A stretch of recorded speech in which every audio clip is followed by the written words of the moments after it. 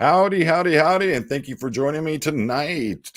It is Sunday, February 11th, 2024, and if you're here, that means you're missing out on the big game going on. You know what? I don't even pay attention to most of that stuff any day anymore, and didn't even realize that what was going on tonight. But thank you for spending your time with me. I truly appreciate each and every one of you.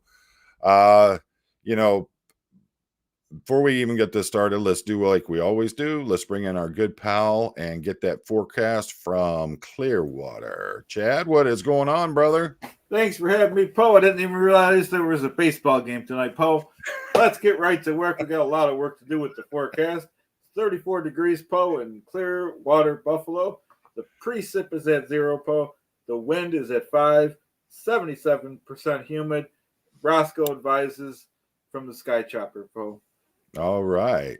And I got to get on him about being in that chopper again, but that dog does what he wants, and I'm pretty much along for the ride nowadays. So, been an interesting week, hasn't it, Chad? Oh, absolutely. Lots going on, Poe. My goodness. We all know that we saw what happened. Rabbit, Alex, I prefer to call her Rabbit. I think she's awesome. She interviewed Miriam, and she had forwarded some questions over to Mike Rinder. A response came back from an attorney representing the Aftermath Foundation. As far as I know, that's what the case was on it. Was pretty intimidating, pretty rude, and in the latter part of that letter was the statement that you lay down with dogs, you're going to come up with fleas.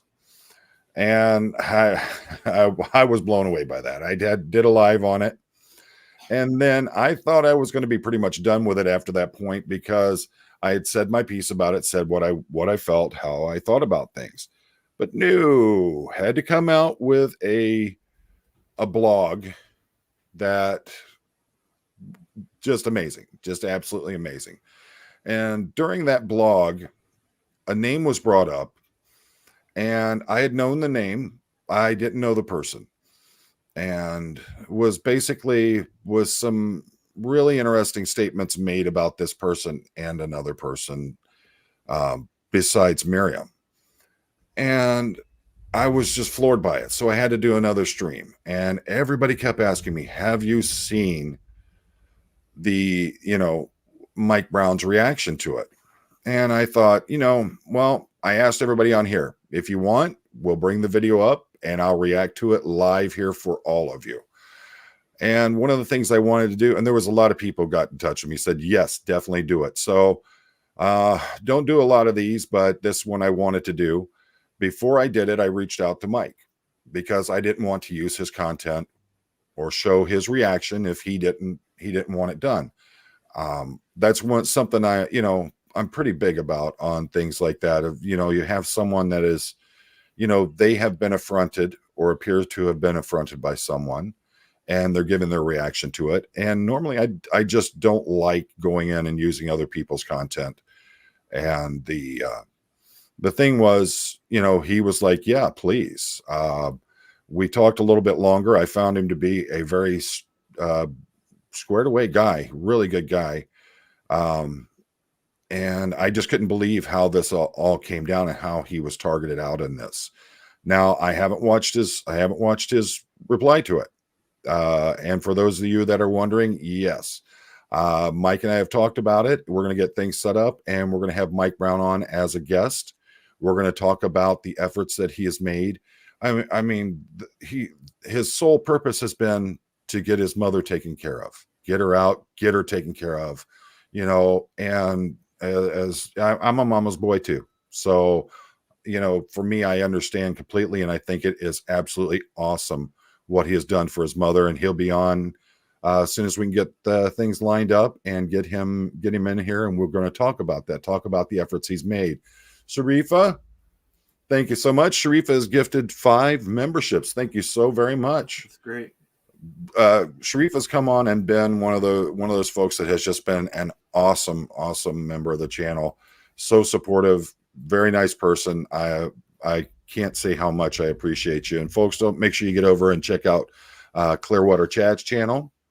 So, you know, I hope y'all are ready for this. Like I said, this is going to be one of those things where I'm literally watching this and reacting to it as we go. I believe in being, you know, very. I'm not here to burn people, and the only reason I've reacted the way I have so far is because of what has been said and the way it has been said. That before we get into that too much more, this is Mike's channel. It's Mike Brown 101 on YouTube. He does some really good content. You know, I've watched some of his other work, and it's some very heartfelt content that's coming out of there. I'm really impressed with some of the things I'm seeing. So, you know, thank you all so much for joining me tonight.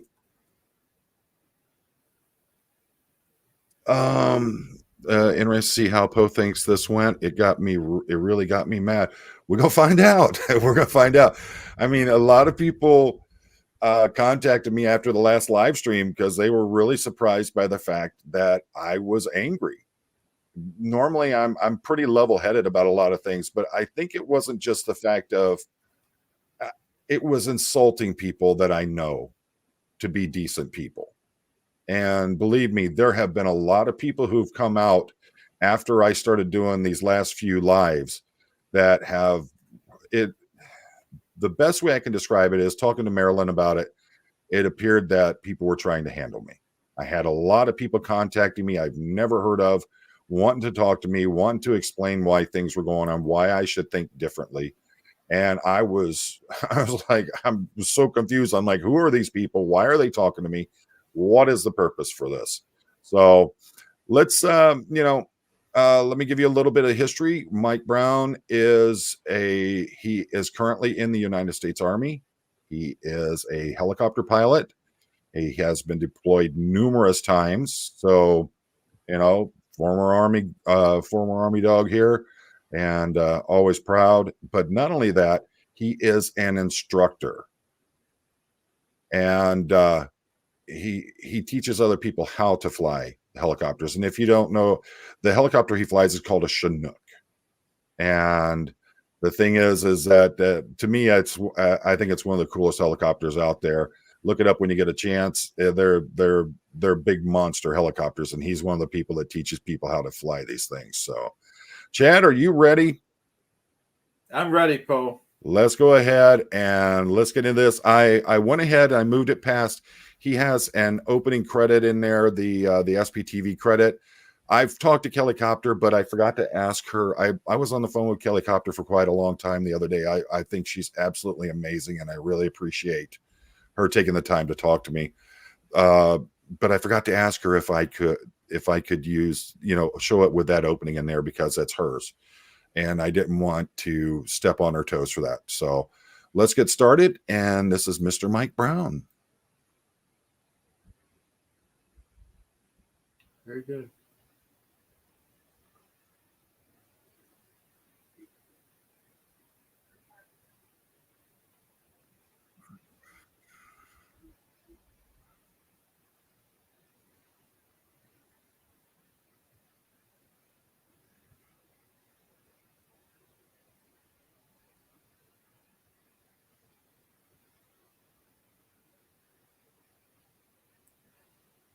I'm not seeing anything, Poe.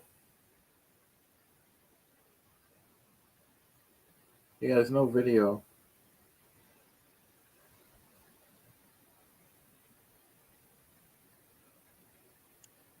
Give me just a second, folks. I am hearing some kind of background noise in here, and I don't understand where it's coming from. You hear that, Chad? Was that presenting?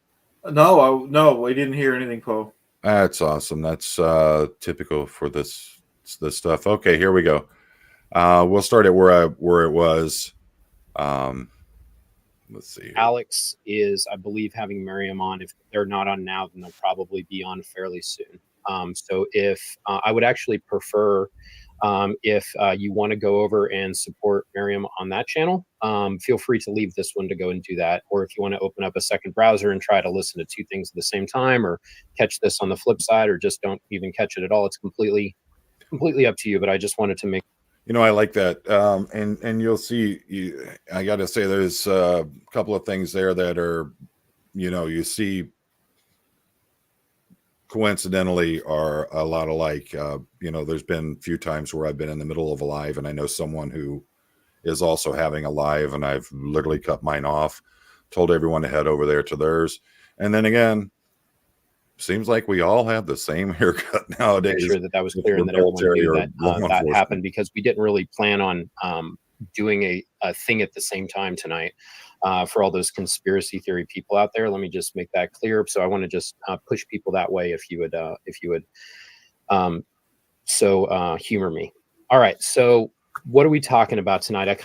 I named the thing tonight Flaps and Handlings, drama I never expected. So Flaps and Handlings, anyone that's been in a Scientology organization, a C organization, this, when we have our weekly staff meetings, this is what they refer to as anything that is a problem. You have to go up there and spill the beans on all of it. So I just thought it was funny. But for those that may not know, Mike Rinder did a blog post today, which he's within his right to do, aside from the fact that he had a lot of statements in there and he ended up naming a lot of people, one of which was me. And I thought that a lot of the communications that I was having, except for the video that I did last week, were in confidence with the Aftermath Foundation, and apparently that is not the case. So I'm trying to come in here. Okay, I got a problem right there, and it's not with Mike. My problem is with the fact that if you're sending confidential communications with an organization like this, especially one that's a not-for-profit or a charitable organization that's supposed to be helping people, you're sending them confidential information. Why are they putting your information out there? That's, to me, that has a stench to it. I don't even want to talk about, but my goodness. And Mike, how would anyone going forward? How does anyone going forward? Sorry, I got an eyelash in my eye there. How does anyone going forward feel that they have this ability to confidentially contact this organization and not have their information put out there? Okay. And I also am going to then get into things from my point of view. Some ground rules, if we can, just for people in the chat, and even for people in the replay, if you want to leave comments and stuff. If your comments are just nasty, like you're just saying stuff and it's spiteful, either against Mike Rinder or against me, I prefer you don't do that. If you're going to use profanity, you'll probably get thrown out, just because the algorithm doesn't like that. This is my channel, and there's a lot of people that watch it. So I just have civil discourse is what I would like to have. I am completely okay with people. Again, mirrors a lot of the things that I say. Be respectful, be compassionate, be empathetic. You are allowed to have a differing viewpoint. But here it is, he was involved in a confidential correspondence, and even though his name was brought out in this blog, and I didn't think it was a very favorable way that it was brought out, even though his name was brought out in that, he specifically asked, don't come in attacking Mike. And, I've said it before in my other lives about this whole situation going on with Mike and what's going on with him. I was a huge fan, and I was so happy and excited when he came into the SPTV world. I was really looking forward to it. And I've got to say, more than anything, more than anger or anything like that, I am so disappointed with how this whole thing has gone down. It's just been a disappointment from the start. And I can't tell you how deeply I feel hurt, betrayed, how I feel that this whole thing has just been a complete flap. Is the best way I can describe it. And Sir Crepitus and Sharifa, thank you so much. 20 new people are getting memberships to the channel. Thanks to you too. You guys are awesome. Thank you so much. Oh, you got to leave us, Sharifa. It's 2:14 in the Netherlands. Thank you so much, hon. And you know, I can't thank you enough. Thank you so much. Thank you. All right, let's get back to this. Yeah, I can already feel I've got a lot of emotions with going opposing ways. viewpoints to what I'm going to say, people that don't like what I'm going to say, and people that completely think that I am full of crap. So if you have those things in there and you do want to comment on that, try to do so in a respectful way. Try to also respect the people to your left and right. And I'm going to go through a lot of information. This will most likely be longer than I want it to be because I tend to ramble. And there we go again. I mean, I find that very it really gives me a lot of faith in someone who is going to sit there and say, you know what, you don't like what I got to say, you don't believe in me, you think I'm full of garbage. Okay, put it out there. Like I've said before, you can disagree with everything I got to say, and we can have an open discussion and open dialogue about it. Just be peaceful in it. We can disagree on many things, but we don't have, there's no need for vulgarity. There's no need for anger. And I really respect A little bit that. Come on, trying now. to piece it all together. But I'm responding to a blog post that Mike put up at some point this afternoon when I was driving home. I've been home for about an hour. I quickly ate some dinner, kissed my kids goodnight, came up here and started figuring out what to do in response to this. So a lot of this is it's going to be ad lib. So apologize. I'm apologizing up front for that being a fact, but just bear with me. I appreciate all the support. Again, I want to make something very clear. I'm going to get into specifics of a situation, and I want to keep it focused on specifics. I am not trying to trash Mike Rinder and everything that he has done in terms of his work and the good things that he has done. I'm not trying to trash the Aftermath Foundation and all of the wonderful things that it has done. I'm going to talk about specifics that I have tried to address with people and how those specifics are now being turned into generalizations. And I think that's dangerous. So I'm going to at least share where things are in my mind, and hopefully you can just go with me on this little journey in here. And I got to respect that. He's not there to trash Mike. He's not there to trash the Aftermath Foundation. He's literally there in the hopes and efforts that he can, explain his side of it, explain what's been going on, and going into specifics that deal with the accusations that were made. I mean, tell me that's not a class act. Honestly, I personally, I still support the efforts that the Aftermath Foundation was started on. And I really look forward to seeing what's going to happen when Aaron opens his new one. And I do not call for people to disown or disavow the Aftermath Foundation, but I think you should be educated and aware of everything that's going on, and you make those decisions yourself. I also, again, it's not about trashing Mike, but it's about addressing things that have been said and the way that they've been said. If you do have questions or comments, realize I'm sure there's going to be quite a few of them. I'll try to get to them towards the end. Obviously, the stuff that is starred, it's for super chats. I'm going to try to deal with those as a priority. If you do have specific questions or comments that you would like me to address, if I have time to do that, just start with all caps questions or comment, and then I can then have those start in there, and then once we get to the end, we can go over them. All right, enough rambling. I think everyone gets the ground rules, and the mods I think are tracking on what I'm trying to do, and I appreciate all the help just so we can kind of move through this in a non-clunky way. Chad, are you able to start questions from your side over there?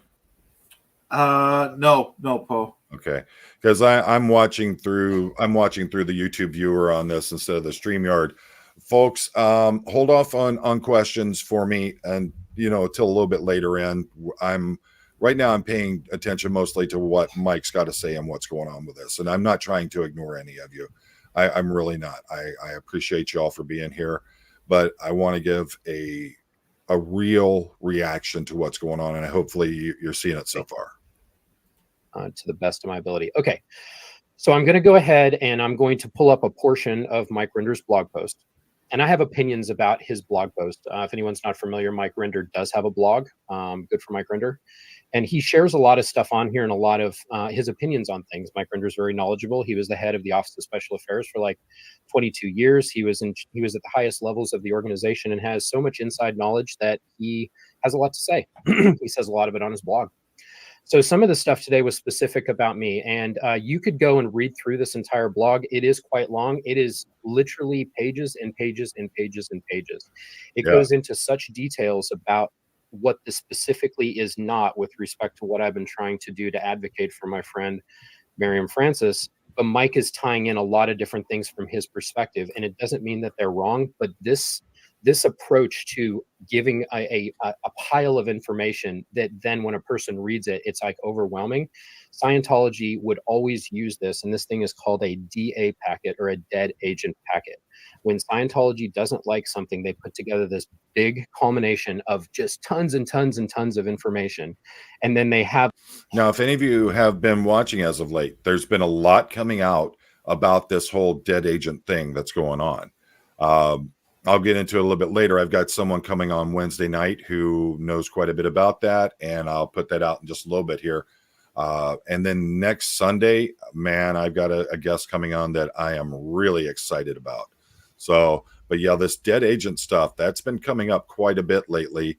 And when you listen to the folks who've actually been around and had to deal with these things, they can tell you there's a lot of similarities here. Little snippets of fact in there, and then everyone's led to believe like, oh my gosh. So I'm not saying what everything in here is untrue, but I'm saying that the way that this is presented is definitely a gaslighting tool that the Church of Scientology uses. So he doesn't like me saying that he was gaslighting Miriam, but I'm going to break down some facts the way I see them, and you all can either take it or leave it. All right, so going into this now, as he's going through this, he then makes a statement in here. This is on Mike's blog. On the same day, Detective McGarry emailed me 21 January about Miriam's phone calls. Claire Headley, president of the Aftermath Foundation, received an email from Mike Brown, who claimed, quote, Miriam and I started collaborating in recent months, sharing my childhood SO experience, that's short for Sea Organization. This is when she began to confide in me and ask for my views and advice. Because she was being left with minimal feedback from Mr. Rinder about the events that should be pivotal in her case, we spoke of ways to clarify the gravity of the situation. Okay, that is a quote from an email that I sent, a private email that I sent to the Aftermath president, Claire Headley. And we'll get into that in a little bit. Mike goes on to say, Mike Brown made numerous false statements about what had transpired in the interactions between Miriam and me, including allegations that I had lied to her, that she had been gaslit, and she was frankly a bit afraid of my answers, that she had been sent intimidating emails, and that I had been actively withholding evidence from her case. I've got a few problems right here immediately. As has been coming out, we've been discovered, there's been a lot of things going on behind the scenes with what's going on with Miriam. And Miriam is asking for these funds. There is a new technique that is out. It's being used by the Department of Defense in regards to helping people with PTSI. And that's the new name for PTSD. I actually like it because PTSD, post-traumatic stress disorder, well, that really does. I don't think it does well for the people who have it. But Miriam was trying to get the funds to go through this clinic or this treatment that was going to help her with her PTSI. And she was having a lot of difficulty from what she was saying. And she reached out to someone who she was confiding with. This person spoke on her behalf, and the information from that confidential personal email that was sent to the president of the foundation found its way into the hands of Mike Rinder, who then is taking quotes directly from that email and putting them into this blog. I have a real problem with that. Again, we're talking about confidentiality of a nonprofit, not-for-profit charitable organization, however you want to say it. These are confidential. What if it's your family member, or it's you, and you're giving this information to them, and you're trying to keep it, on the down low, however you want to do it, but you don't want it made public. And here it is, spewing it out in a blog. So quite frankly, I'm a bit surprised that Mike has held his cool through this one so far. I would have been very angry about this. According to Mike Brown, their behind-the-scenes collaboration had been ongoing for some months. During the time Miriam was asking me for help, apparently she was pretending that she was happy to talk with me for more than an hour or 2 weeks earlier.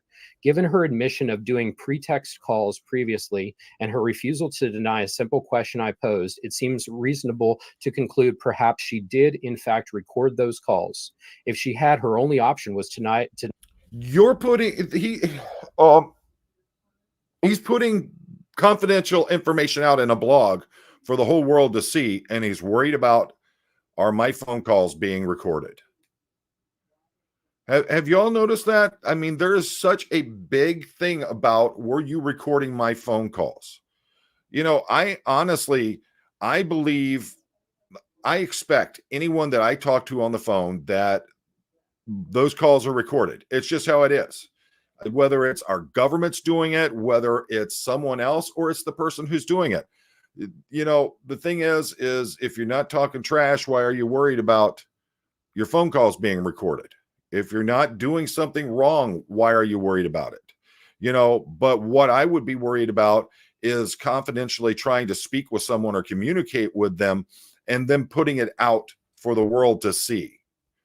Yeah, and again, hats off to Mike. He's keeping his cool on this one. Deny having do so to Detective McGarry. She told him she knew it would have been illegal. Okay, so there's a lot of things that he's piecing together in here to paint an exact narrative that makes it look like we're coming after Mike Rinder, and somehow I'm some sort of big mastermind in that. And I can guarantee you, I don't deserve that much credit. And let me break down for you what is going on. Up here in this first paragraph, he's talking about one portion of an entire letter that I'm going to read you the entirety of. There was a private email to address the problem that Miriam was having with Mike Rinder, where she felt intimidated by him, wasn't sure what to do with the situation. And I was writing to Claire Headley to hopefully head off this situation that looked to be escalating before it did so, in order to resolve it at the lowest possible level. That was the intention of me writing a private email that's now being talked about in this dude's blog. He then goes on to say Mike made numerous false statements about what had transpired in interactions between Miriam Francis and me. So last week, I did a video where I shared my mother's story, where I'm trying to do. Sorry, I'm a little dry mouthed and I am mildly irritated. So let me see if I can brighten this up a little bit. I'm trying very hard to share my mother's story about the elder abuse that she endured, while at the same time trying to continue to advocate for my contemporaries and other people that have been in similar situations that I have. It's important to me. And when doing that video, what I didn't want to do is I didn't want to ignore important things that were going on inside of the community. To pretend that something important isn't happening when I am involved in it and I know that something is going on. This was that video that I did last week is after Mike Rinder and an attorney, Ford Green, had sent a response email to Miriam, in which was a bunch of language that was extremely derogatory, especially when it's targeted at an abuse survivor. The invoking Benjamin Franklin, like laying with dogs and fleas, it just, for me, it was very distasteful. And I thought it was important that because I had been involved in this, as Mike so eloquently states, that I say something that says, hey, I'm not ignoring this situation. I did try to involve myself in this situation, and I cannot express how much I bit my tongue during that video. I'm going to play for you, as weird as this is, my video of me and what I said last week. I'll at least play some of it, and you're welcome to go on my site. It's under the lives. It's what I call Rosemary's Words #2, but I'm just going to get into this real fast so we can say what it is that I said, because we're talking about the statement, numerous false statements about what had transpired. This is what I had to say.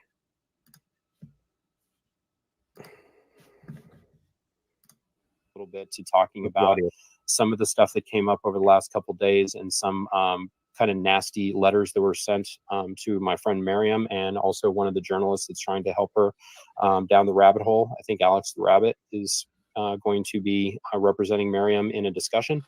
Some of that stuff is, it's not okay. And there's a certain point where you have disagreements and there's just, basic differences on how things work. And then you have just things that are just a complete and total distraction. As things go forward, and Miriam is sharing her story. This is, even if if Mike ends up getting some shrapnel, and I hope Mike's fine. I hope everyone can sing Kumbaya at some point and everything's better. But unfortunately, that's probably not going to happen. Just know that any of the complaints that people are complaining about, if you look at the root of it, it makes Scientology look like crap no matter what. So the discussions that are being talked about, even if someone's kind of getting drawn into it, you're talking about crimes that have to do with Scientology. I want to make a comment about that. And I think that he is so spot on with that.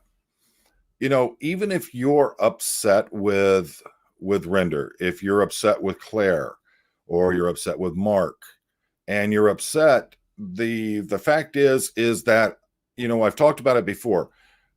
You spend a lifetime pretty much within this organization, and your life is built around how that they operate, how that they handle things. When you come out and it appears that you're picking back up with your old habits from there, and I've talked about that many times. It's, muscle memory. Oftentimes you do something so much, it becomes part of your personality, part of how you do things. The fact is, he continues to hold this line of, I'm not here trashing them. And the fact is that throughout all of it, it's still showing a very negative light on Scientology, because you see what it has done. And these folks weren't low-ranking members of Scientology. Mike Rinder, Claire Headley, they were not low-ranking members. Okay, so think about the people who were down under them and the lives that they had to go through, and how that it just shows you, again, a very well thought out and a very, as I view it, very spot on way of describing this, that this still hurts Scientology, and it still shows the demonic ways that people are treated that are even high-ranking members. Scientology is at the base root of all this. The actual rot occurs from Scientology and moves upward and outward. The way people are actually dealing with that is kind of their business, and they need to do so in a responsible manner. I do not want to talk about or go into details about what Miriam is going to talk about with on the down the rabbit hole discussion with Rabbit. And I think that she just refers to herself as Rabbit. I'm going to let her go into the details of that. She and I have been working closely together. If any of you are looking at other videos on my channel, you can see that Miriam recently helped me share and come out about all the details of my childhood story, which was pretty nasty. And you can see some of the videos that are on the channel. There's like a 3-parter that I did with her and Christy Gordon. They got me talking about stuff I haven't shared except for with some very, very close friends. And you'll find out a little bit more about me. Miriam, because we were working closely together, Miriam and I started a dialogue, and we had been in contact just working together. And this was well before all this stuff kicked off around November of last year with the Aftermath Foundation, that we had recorded all these episodes for my thing well in advance. And then they like to produce them into a little bit more of an edited thing, as opposed to just me ad-libbing it here on a live. So when Miriam and I were working together on this, certain stuff started coming out where she's trying to work with Mike Rinder in order to get some stuff that she needs. She started running into some problems, and I'm not going to get into the details about what those were. She then started to confide in me about what those problems were. I tried to help her navigate that. And at a certain point, it got to the point where she was not able to get the results that she was hoping for from both Mike Rinder, and also she was trying to work with the Aftermath Foundation. She was kind of being shut out by them. As some of you have indicated, I had a relationship with the Aftermath Foundation. They helped me get my mother out of there financially. They were the provider of a lot of goodwill that was provided by donors. they're the custodians of goodwill in a way that's supposed to be then shared with people that need it. And that is a good mission that has to exist. So I had a dialogue, and Claire was part of my like speed dial, like in that way. After all the stuff after Thanksgiving, everything got weird with all these relationships between these different creators. I worked with Aaron, I worked with Claire, and everything has been getting awkward. I'm just going to be honest about that. But when I'm working with Miriam, somebody that I very much respect, this person should be a shell of a person, and she is a formidable woman. She does not put up with anything. And if I had been through the amount of trauma she's been through, I wouldn't be like nearly as functional as I am today. I respect her very, very much. Let's talk about this for a second. He was talking with Miriam. She came on one of his streams, and she helped him through talking about his childhood and the traumas that he went through. There's especially in a situation like this, there's going to be some kind of bond that goes in there. And during talking with her outside of the stream, he became aware of her frustrations about what was going on. And as someone who respects her and is appears very thankful of how she helped him out, he tried to make contact. And he, as he said, apparently he'd had a good relationship with them. He speaks highly of the things that they've done, the people that they've helped. And again, here we go. You have someone who has been respectful. They've been someone who has, put a positive light on things that are going on in the Aftermath Foundation. And this is what he's getting for it. I just don't understand it. I applaud him 100% on this. I think this is a very mature, very upstanding, a very grounded person who's making these statements. And I think that he was, in my opinion, it appears that he was done very wrong in this. He was sharing all this with me. I tried to help her bring this to the Aftermath Foundation president, Claire, like, hey, something's going on. I'd like you guys to address this. This was on the 21st, about 10 days ago. And there is nothing wrong with that whatsoever. If someone you're dealing with in an organization isn't getting you the help that you feel that you need, or you're reaching out on behalf of someone, you don't, and that person feels they're not getting the treatment or help that they're looking for, then absolutely you go to the next person up. In this case, to the president or the chairperson of that foundation. Nothing wrong in that whatsoever. And I sent an email, and as a result, they've stopped emailing me. I tried to provide a dialogue and an opportunity for both Miriam and Claire to talk, and then also hopefully, have worked through whatever's going on with Mike Rinder. And I feel like that effort failed. The only reason I'm bringing that up is I don't want people to see Miriam coming out and saying something as impulsive, and it's not like she's tried other means. She's been communicating at a certain point. They didn't like what she was saying. And I believe that if a person is a survivor of the worst possible SA like she has, there needs to be some time and effort put into making sure that she gets exactly what she needs. And unfortunately, that did not happen in my view. So when I tried to advocate for her, I now feel like I'm on the blacklisted list, and it's not. Is this just a reoccurring thing that's going on within this organization? You have other people coming out and saying that they got basically ghosted on questioning things. You have all these things that are going on. I haven't heard a response from anyone but Mike. If I'm wrong, then by all means, let me know in the chat there. But I mean, the president or chairperson of that organization should be addressing this. Why is it radio silent? Why is it someone who's needing help is getting ghosted?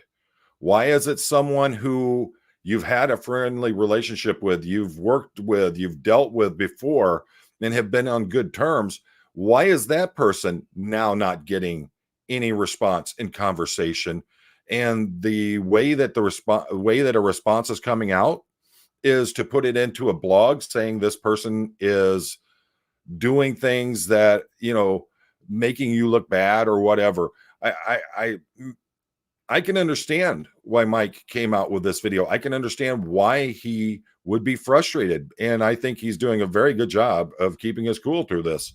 This just keeps drawing more and more doubt in my mind, and how can you have a charitable organization and deal with things like this? How do you do it? I was trying to defuse something that I thought was not going in a positive direction.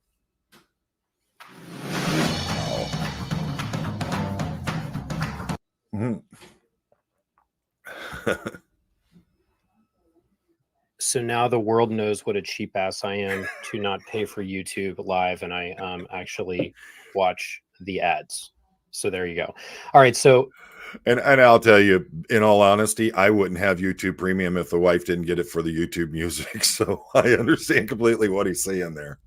If people want to watch more of that video, they can find it. I think I was being pretty clear.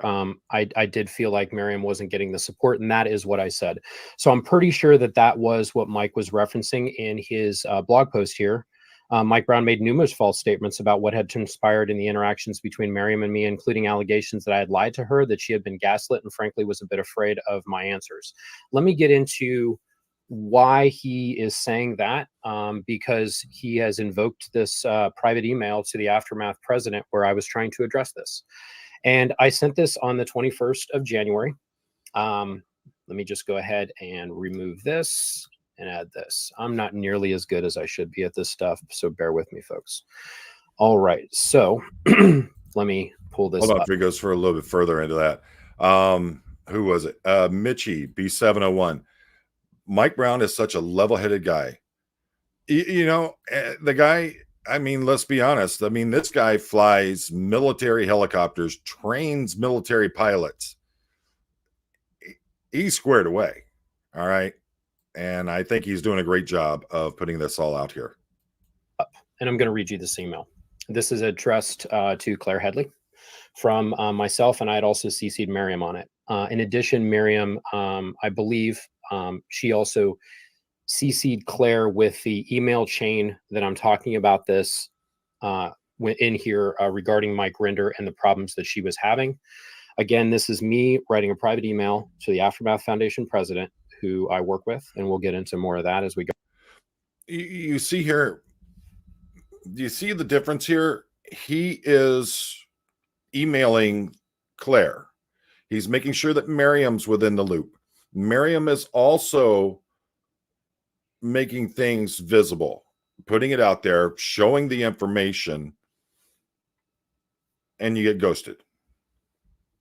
I mean, it's handling it the right way. To hopefully head off something that I saw was a problem.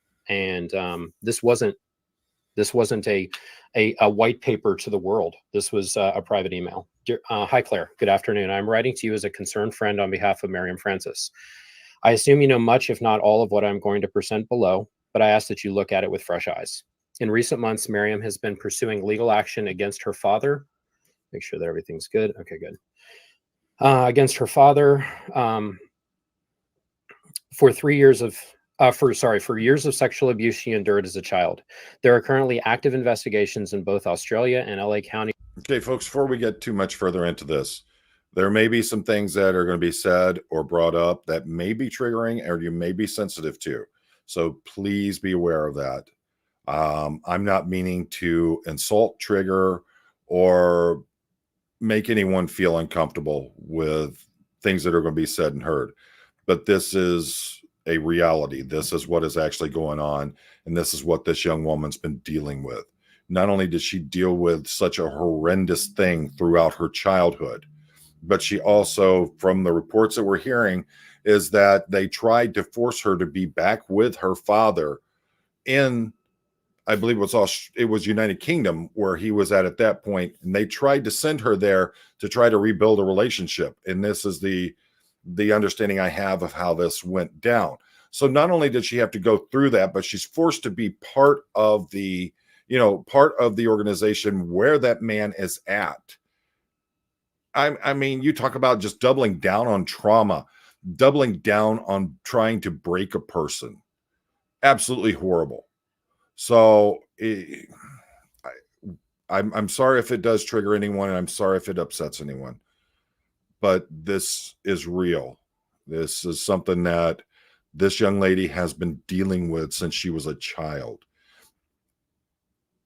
Why she hasn't lost her mind, I don't know. And my goodness, that just tells me how strong a person she is and how strong her fight is. And honestly, anyone stopping or interfering with the attempts to thoroughly criminally investigate this matter, I got no use for you. If you're trying to in any way impede that investigation, I have no use for you. Bringing forth criminal charges that are years overdue. The abuse of Miriam occurred between 1988 and 1992, most of which was while her father was in the Sea Organization in Sydney and Los Angeles. In 2003, the perpetrator divulged in an official police evidence recordings about the lengths and the methods used by INT, that is International Management, or referring to Scientology, to cover up the crimes he committed while remaining employed in the Gold Rep office, that's a Gold Representative office or Golden Hour Productions, for nearly a decade after the abuse of Miriam came to light. This is a growing body of evidence that directly points to Scientology management and OSA covering up the crimes for their own PR damage control. In 2017, Miriam's story was shared on episode 1, season 2 of The Aftermath. Prior to the airing of this, Scientology sent an affidavit written to Miriam's mother to A&E. Details of KJ's affidavit was included in the episode, which stated her admittance. KJ is her mother. It's Carrie is her first name. And anyway, which is stated her admittance and knowledge of the abuse of Miriam. This particular document is court admissible evidence and is vital for the case with regard to what Miriam's mother knew at the time. Miriam spoke about this on Alex's podcast, and she went into some detail about it on why this is important for her, both for her case and then also for her personally.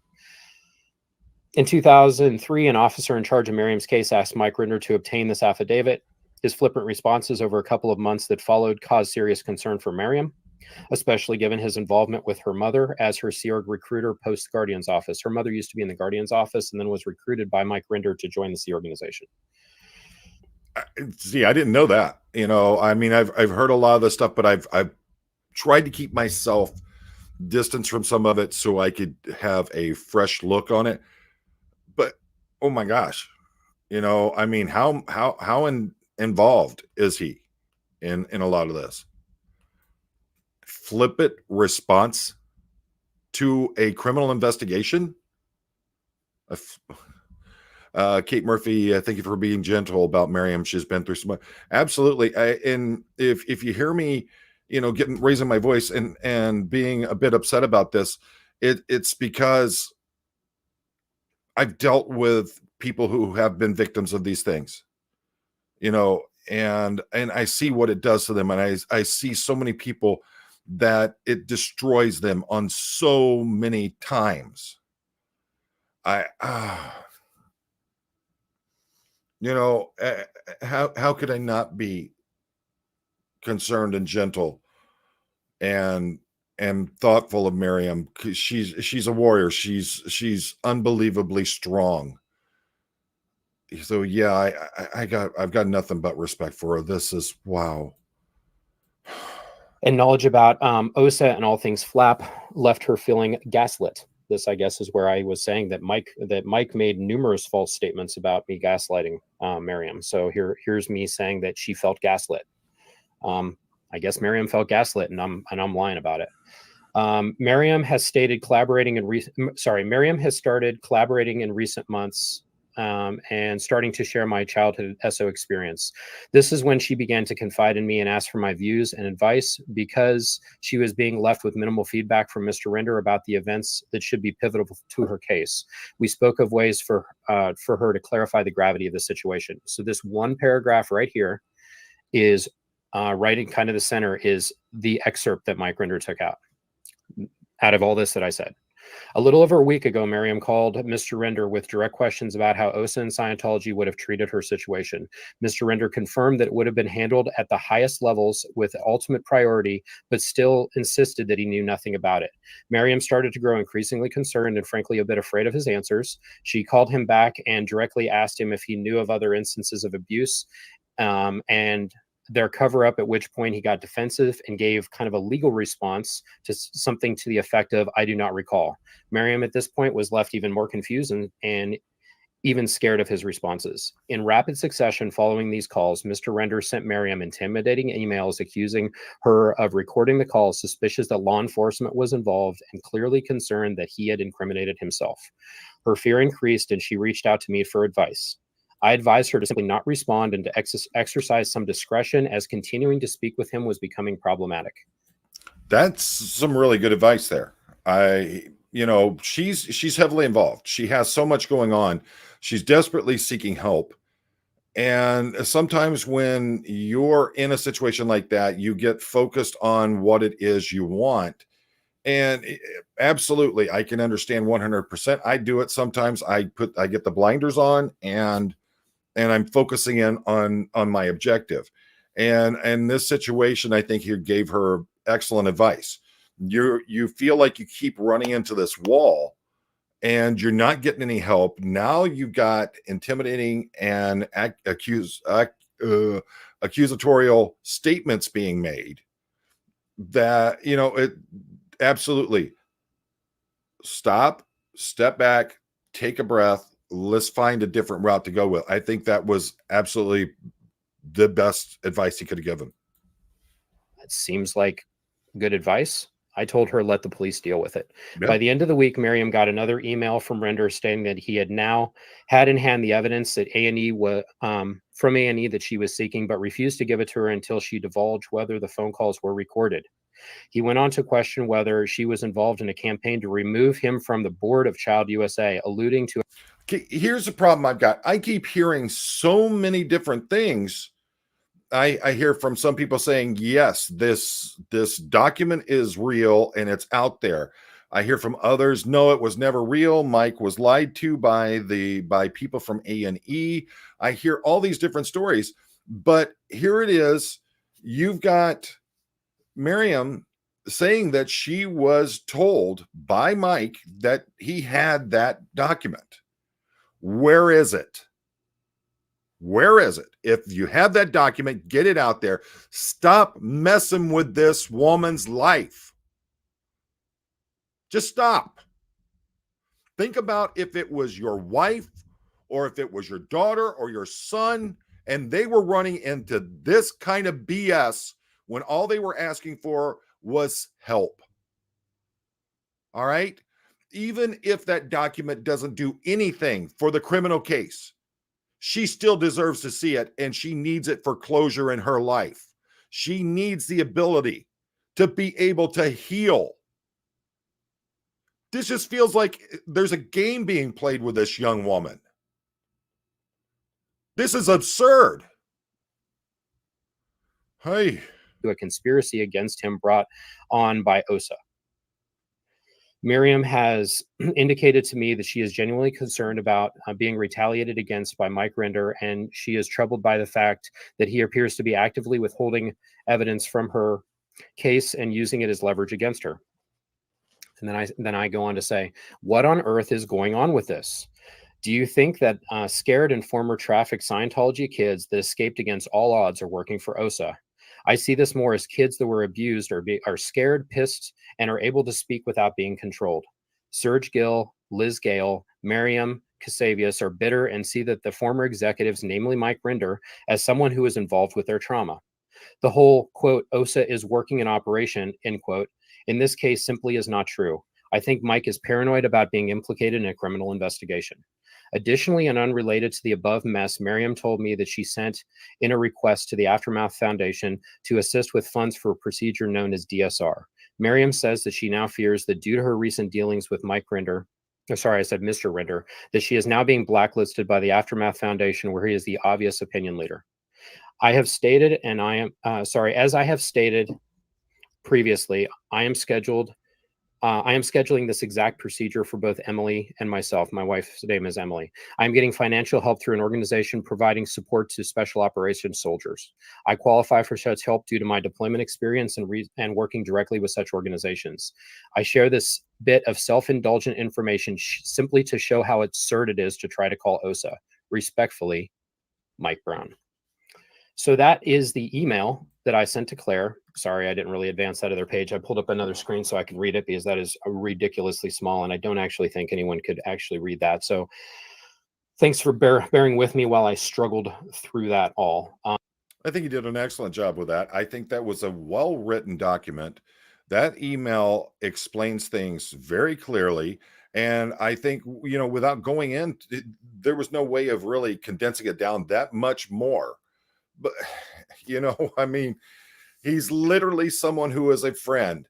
And the way that he's sounding in this, I think that it's much like with me, wanting to be protective, wanting to be helpful, wanting to see some kind of finality to where this young lady can start moving forward with her life.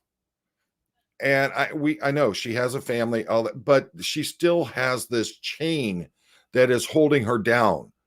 And she needs to be able to be given any tool that she needs to remove that binder, to be able to move on with her life, be happy, be healthy. And, someone made the comment that, about parenting and all that. One of the things that I've noticed is so many people who are raised in Scientology is there's such a disconnect. I was talking to someone today, and the statement that was made was basically, I was born into it and turned over as a young child to this organization.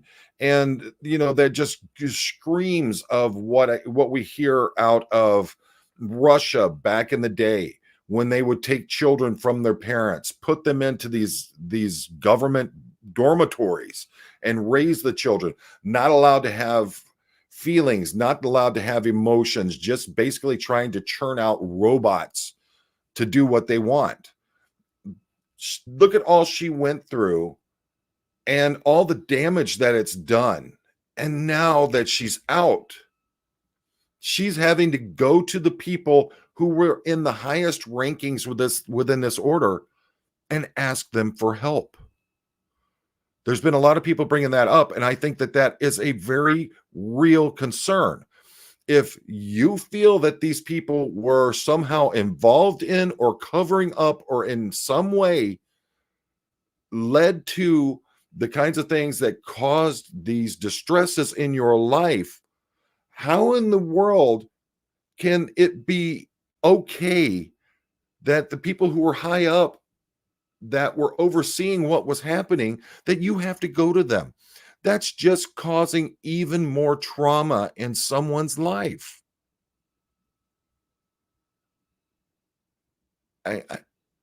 This isn't, some fictional world. This is the world we live in, and organizations are operating like this. Why play games? Get her the help she needs. But that was the email. So again, this is what Rinder's saying about me in his blog, that according to Mike Brown, their behind the scenes collaboration has been going on for some months. So this is showing up in his blog when I was writing to this foundation to say, hey, you guys have a shitstorm coming at you. Like, you need to deal with this, please, or this is going to escalate. This is a private email that was sent to them to deal with this problem. This isn't me coming up with shit to do to get after Mike Rinder. I promise you, I have a full day of work, and then I come home and have a life. And I really want to be doing videos about my mother, but I also am not going to stand by when I'm seeing a person that I'm working with struggling. And I know you guys have heard it before. Miriam is amazing in dealing with this. She has tracked down and has been working for justice for herself for years and is finally getting it. There was help that was given to her by Leah and by Mike, but this is something she has been working to get for herself, and it is not insignificant. The details in this case, if any. Let me tell you all something. In the last week, I have talked to a number of people who have been giving me information, and I can't put any of it out there because I will not break the confidentiality of it. But there have been a lot of things that I have heard about what has happened within the Scientology world and within people who are now out. And it's amazing to me. And I can tell you that as an executive, a supervisor, a command officer, a chief of police, one of the things is if someone came in and they filed a report against an officer, yes, I would have to, I'm not going to blindside anybody and go, oh, by the way, here's what happened. No, I'm going to call them in. I'm going to have a talk with them. They're going to see what is said. But if that officer turned around and put that stuff out like this and appears to have cherry picked different points of it and then use that to try to make themselves a victim, which is how this all appears, that officer would have been immediately suspended. And then they wouldn't just be looking at that complaint that was filed against them. They would be looking at disciplinary action for what they did. If a person files a complaint, unfortunately, that may some way be forced out into through a FOIA, which is a Freedom of Information Act request. That may have to go out like that, but I can guarantee you 100% that name, personal information, all that, redacted. It wouldn't be out there.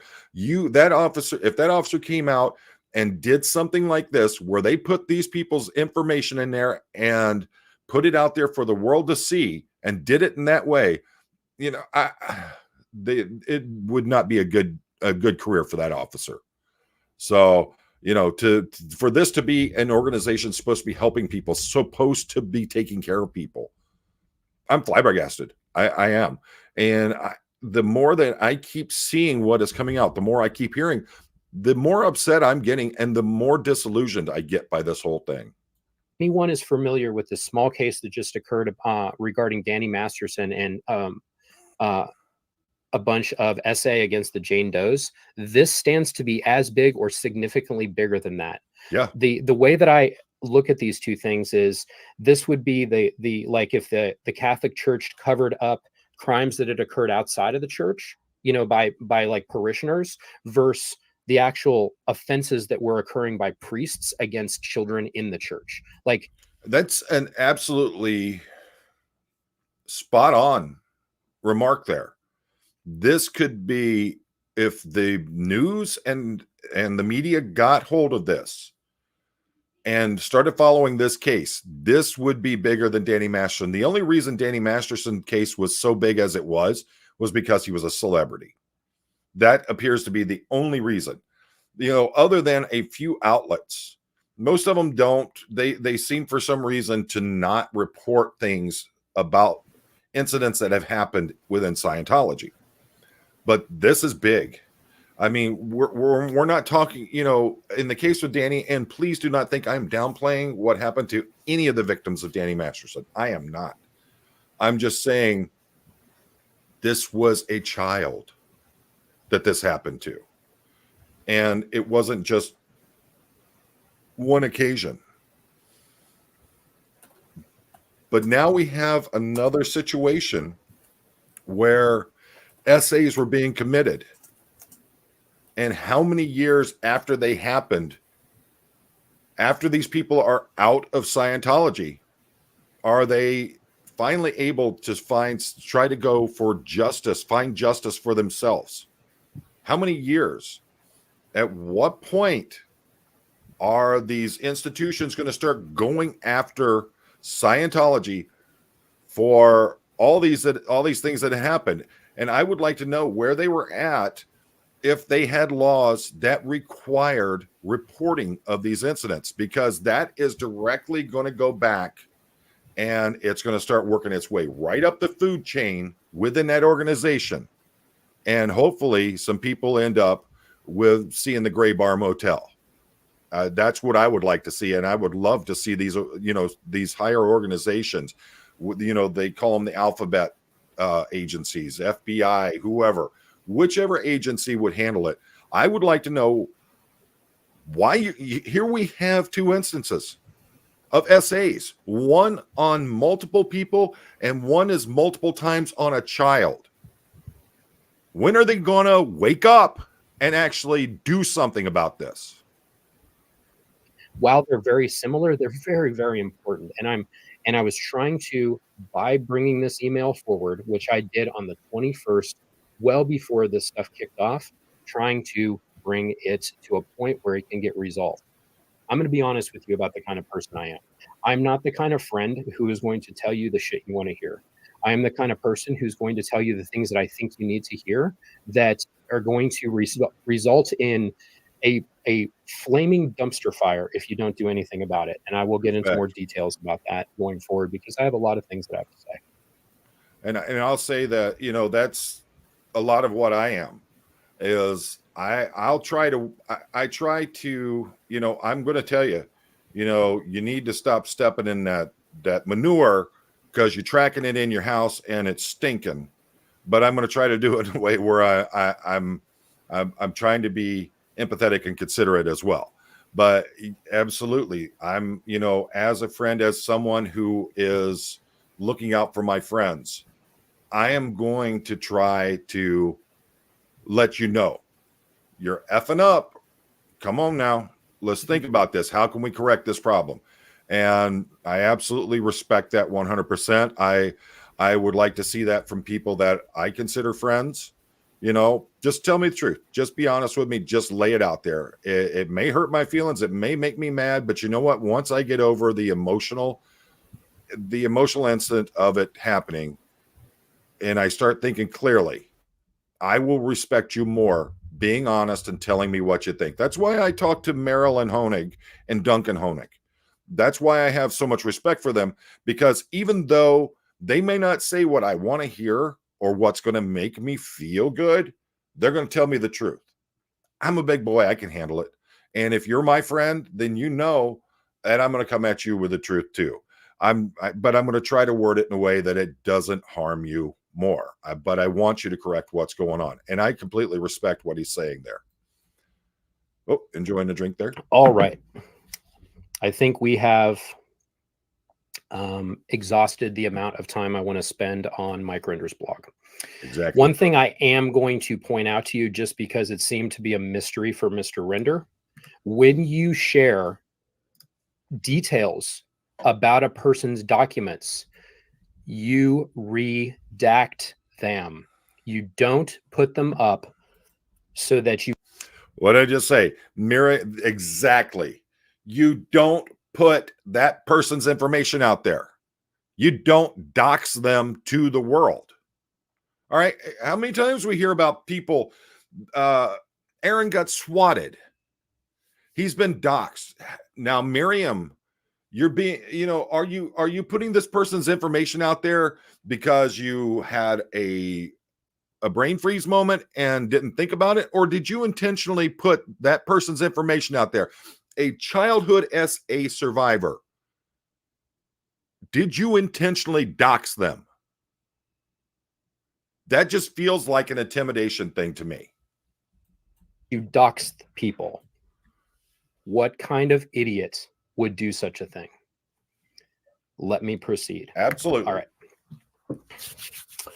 All right. So let me step back a little bit. So I'm involved in Mike Rinder's blog, and it looks like I'm some sort of like co-conspirator, conspiring with conspirators in this big thing. And there's years and years and years of evidence that Mike's going over. And I don't even think that what he's saying is incorrect. He's going through all this different OSA stuff. And now he's like, all these second gens are coming for me. Like I said, and I was trying to point out in there, I'm like, you have people that are upset at you because they're upset at you. I had a similar thing happen to me. I don't know if anyone is familiar with Laura. She has a channel, Laura FM. Laura and I were both at the International Ranch together. I'm 10 years older than Laura. So when I was an older teenager, becoming a Sea Org member and kind of an enforcer in her mind, she had a lot of scar tissue from remembering me. And when I was then coming out into this, community, starting to share my stuff, Laura was very vocal that she did not like me. So I had, I could deal with this in two ways. I could ignore Laura. I could talk a whole lot of shit about Laura. Or I could call Laura and apologize. And then if she asked me, would you be willing to sit down with me? Say yes. And then sit down with her and we talk through it. And if anyone wants to see what that looks like, it wasn't easy for me and it wasn't easy for her. But it was something we both needed to do. And we did that. We did it twice. And I can honestly say that that was healing for both of us. Me saying these other people that are butthurt with Mike Rinder, rightfully so, are because I wanted Mike Rinder to deal with this. He's on social media, aside from the fact that at the bottom of his blog, now he's like, oh, I'm going to back out from social media. This is hard on my family. It probably is. But I got to say, damn, son. Now, don't think I'm coming across at this as sexist or misogynistic or whatever you want to call it, but we're of similar backgrounds. I'm military and law enforcement, a paramilitary style life. And, so you got to figure that the majority of my life has been in these kinds of things. One thing about it, he stepped up and he faced it. He was honest. He was open.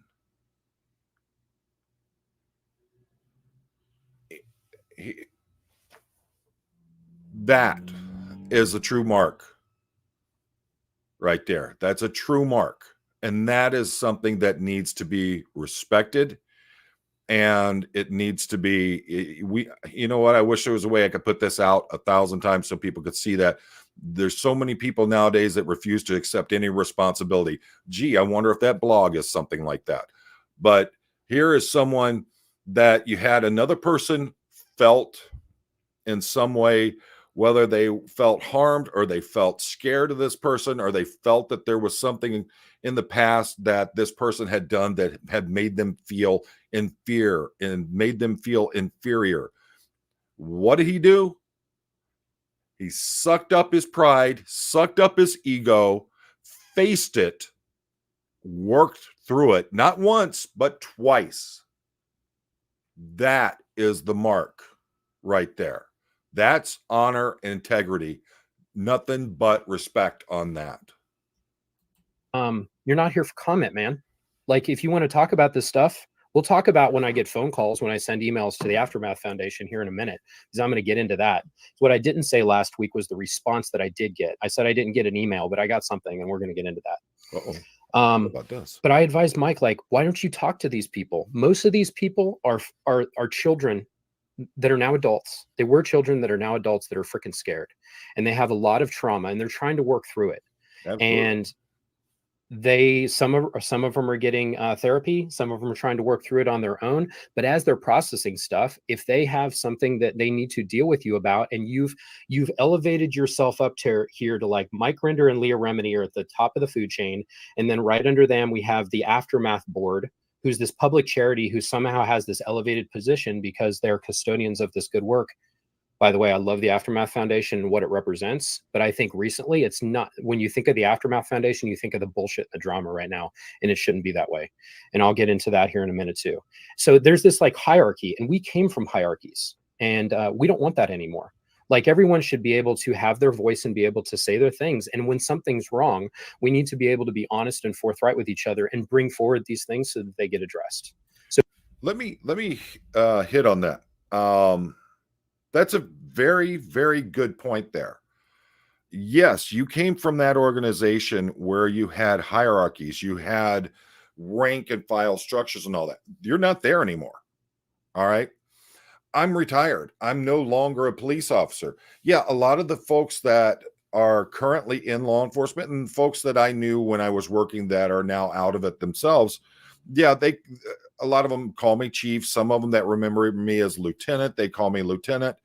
But the fact is I don't feel, and I don't expect them to respect me in a position of being a superior or someone who shouldn't, someone who is above them.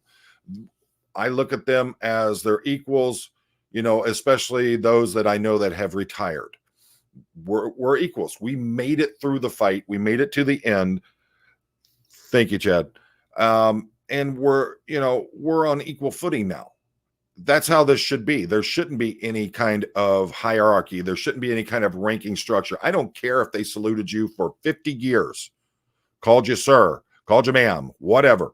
The fact is that you're out of that now. You don't deserve any further respect because of who you were in there. And if someone shows you that respect, that's just simply because they respected you as that person. It shouldn't be a matter of they had to fear you when they were in there. This is, the more I keep digging into this, the more upset I'm getting. So if it seems like I'm a little hot around the collar right here, it's because more than once I have tried to give advice to the people on the Aftermath Foundation with this one specifically, and then backing up when all of the problem was happening with Aaron Smith Levin, and we were even talking even more than we were recently about stuff, and I was trying to say, hey, there's some things wrong with that I wasn't listened to, and we're letting the former PI guy, the PR public relations guy from Scientology, do pretty much the same thing that he did when he was in Scientology. Don't respond, attack back, like make people look bad, gaslight them. These are all like the same tactics and stuff, which I think are fairly transparent. When you look at them, you're like, this isn't great. Like, why aren't you coming on here and talking about it? You have these people that are, why aren't you here with me? So, and how many times have I said it? How many times have other people said it? It looks like a lot of folks, and I'm not talking about Mike, I'm not talking about Miriam. There are a lot of folks who are no longer in Scientology, but it seems like they're trying to carry that same mindset. They're trying to use the same tactics and the same, I don't know what you call it, the basic programming that they're using in Scientology. And look at how he's handling this. He's still praising the Aftermath Foundation. He's still showing respect. But is he getting respect? Is he being treated properly? Is Miriam getting respect? Is she being treated properly? How many times have I talked about it, about the fact of don't defend, attack, attack, attack. Make yourself the victim. Make them the problem. Again, this is a person who suffered one of the most horrendous things that could ever happen to someone. Being treated this way. This is, thank you, Mike, for being ethical, honorable, and an upstanding person in this. That's what I stand about that. I'm not happy about it. But my feelings against, or with respect to Mike Rinder, didn't just start with Miriam. So let's back up a little bit, and I'll try to go through this logically, paint a picture for where I am at in my mind about this, so that you hopefully understand me. Let me just look at the time. I'm already 30 minutes into this, and it feels like I've been talking for about 5, other than the fact my mouth is dry. So while he's getting that drink, folks, there's been a few people that have brought it up. If you can, please hit that like button. If you haven't already, subscribe. All those help with the algorithms, and I feel that we need to get this information out there as best as possible to honestly get things rolling. And again, I've said it probably 100,000 times. Probably not, but I mean, that's how it feels. The fact is that if we're going to get politicians, if we're going to get these agencies going in and actually investigating and doing something about this, we need to get the word out there. The more people that see it, the more people that hear it, the more that we get it out there and we get it in their eyes. And we all know politicians normally don't do anything unless it's going to profit them or get them some positive exposure. So we need to please make sure we're getting this out to as many people as possible. All right. Life before the series Leah Remini, Scientology, and the Aftermath. Not many people spoke out about Scientology. Leah Remini came out and she was genuinely pissed about her experiences in Scientology. This is my reflections of it. She didn't like what she was put through and she wanted to change it. So she came up with the plan and she got it approved however she did, and came and was the producer on this show, Leah Remini, Scientology, and the Aftermath. That show and Alex Gibney's work on Scientology going clear, Scientology and the Prison of Belief, were pivotal in changing the public perception of Scientology, hands down, 100% true. For the first time, Leah Remini was coming forth and giving examples and people's testimonies about what was actually transpiring in Scientology, and it was made for mass media. It was on everyone's TV. It was instantly a huge hit. Love it. Leah Remini came from a family that had next to nothing, and she has worked her ass off her entire life. This is my feelings about Leah, where she has got literally rags to riches, and she has become extremely successful and did probably the biggest work to change the perception about Scientology. She had to do so through production companies and a series that had certain limitations. And the limitations of those are, you have these little segments. They're about an hour of time, which means they're cut down to about 40 some odd minutes. There's only so much that you can do in that amount of time. And as these stories of these victims were being shared, they also had to go through editing. The production company had to decide on what they were going to actually include in it. And then the legal department had to vet every single thing that was done. They've talked about this and they're like, hey, we wanted to do more, but this was the best that we could do. I 100% agree that was the limitation on that. One con, like like in terms of pros and cons. So a thing where it wasn't great was the people that were contributing to this didn't have a lot of control over what ended up in their edit. And I think Miriam touched on that a little bit, as have some of the other people that have been in there. And a lot of times what was included in there would not have necessarily been what that person would have chosen. And it wasn't a full representation of their story that they might have wanted to have out there. The other Let me speak on this for a moment. A lot of you know that I've made appearances on Animal Planet, National Geographic, doing the reptile work and such. And I can tell you the way a lot of this stuff works out is you film for 4 hours and it gets cut down to about a minute. And that's very true. I can attest to that, having had to deal with it numerous times. And the fact is that you don't always get what you wanted out there, put into the final cut and edit that it goes out.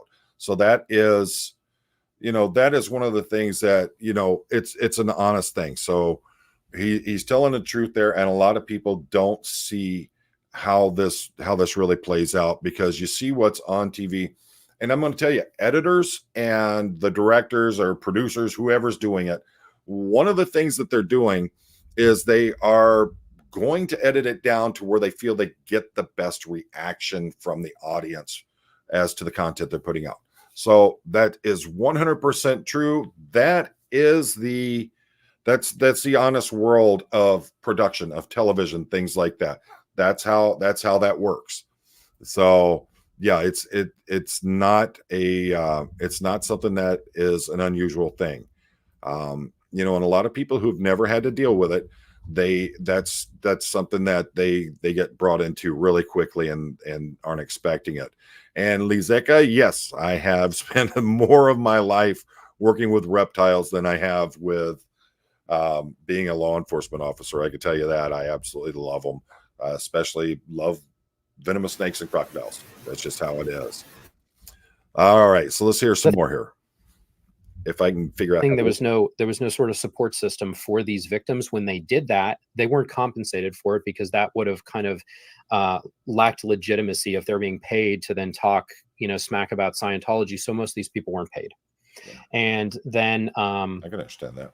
As a result, a lot of these people were then fair gamed by Scientology.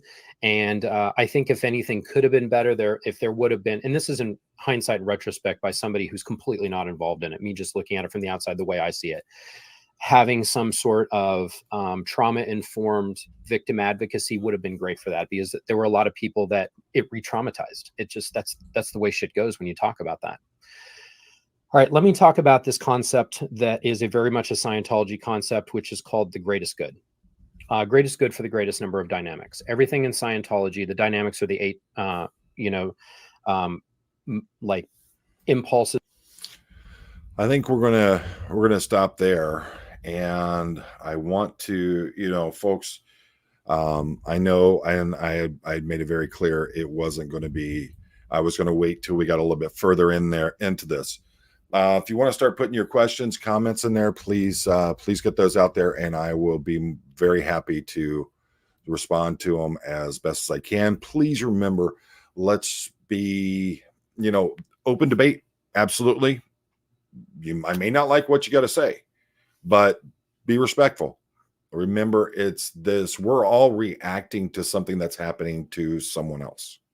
So please, be respectful, be empathetic about things. Lisa Gillespie, and thank you for that super chat. Dual sympathetic reset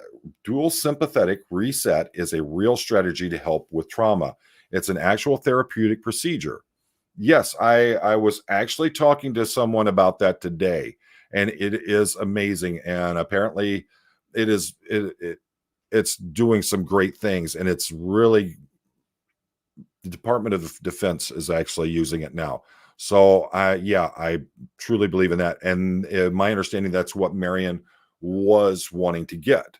Let's see. Marion's only ask of the Aftermath Foundation. Marion's only Aftermath Foundation ask. It doesn't require Aftermath Foundation to happen. About $2,000 to $4,000, or without insurance, we could help so many folks. Absolutely.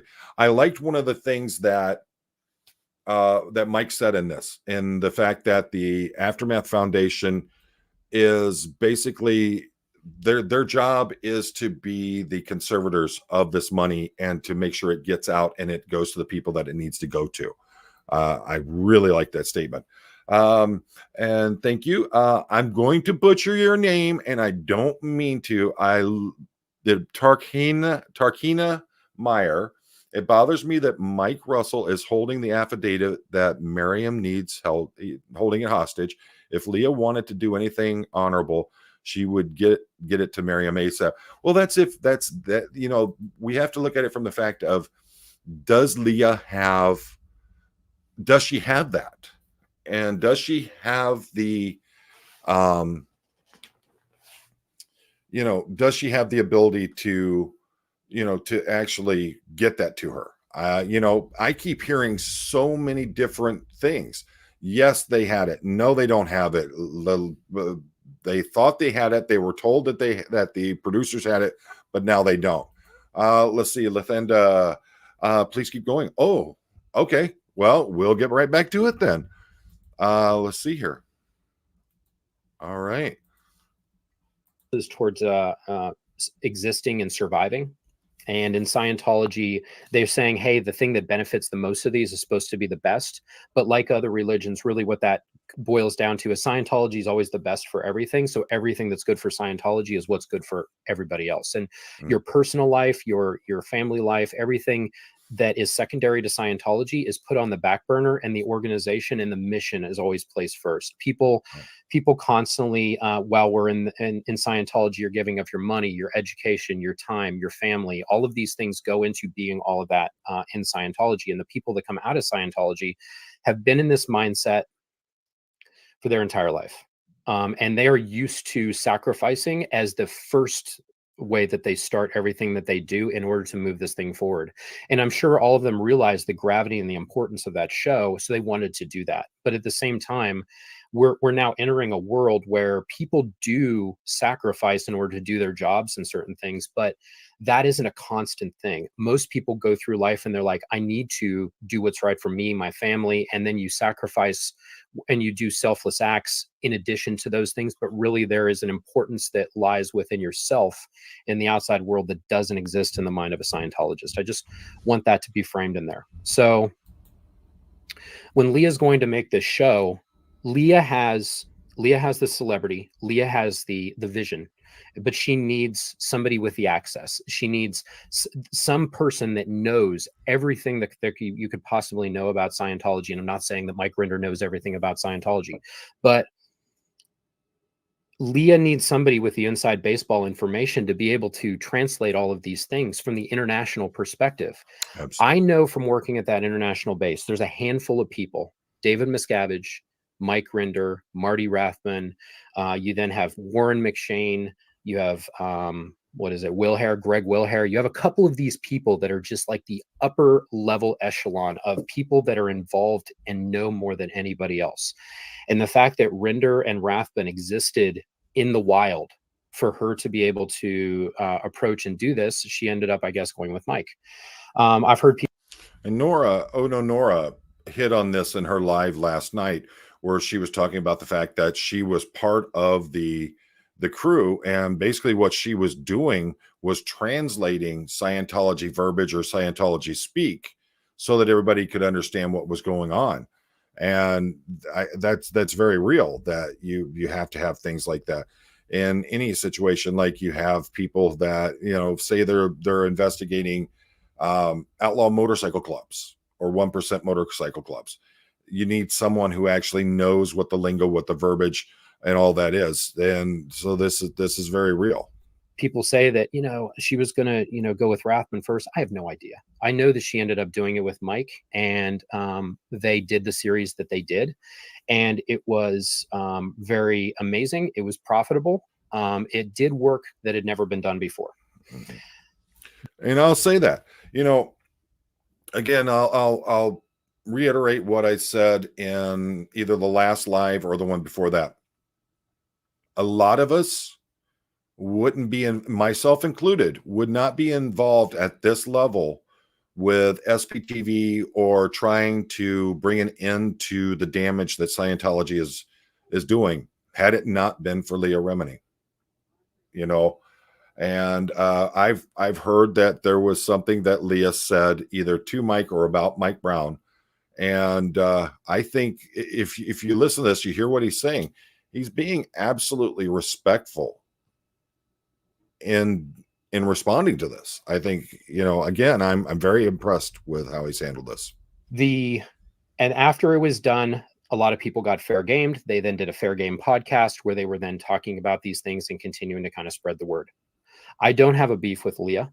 I don't have a beef with Mike Rinder, aside from the things that I'm going to talk about, which again, I'm going to try to keep specific. I think the work is important, but at the same time, the details are also important. You can't exist in some of these, areas and know the things that you know without also knowing some of the dirty tricks and some of the secrets. And Rinder said that. I think in a lot of his videos, he kind of uses words very craftily, and he always says Scientology and OSA. And then if he does talk about himself, he's like, I used to be involved in that, and this is how I know. But he's never using I, we, me very often. It's most of the time projecting onto OSA. That's something that I also agree with quite a bit, and something I've been thinking about a lot lately is when you hear the horrible things that have happened, the way that he sounds to me is Mike Rinder removes himself from the fact that he was in charge of OSA and the acts that happened. And again, there's the feeling that there's no owning up or standing up and saying, yes, I was involved with this and I feel horrible about what I've done. What I hear most of the time is, well, OSA did this, Scientology did that. But from what I've heard, it seems that has no problem pointing out the things that he feels make him look good that's part of being a stand-up person, is you accept the good and bad in yourself. You make amends the best that you can for the bad that you've done.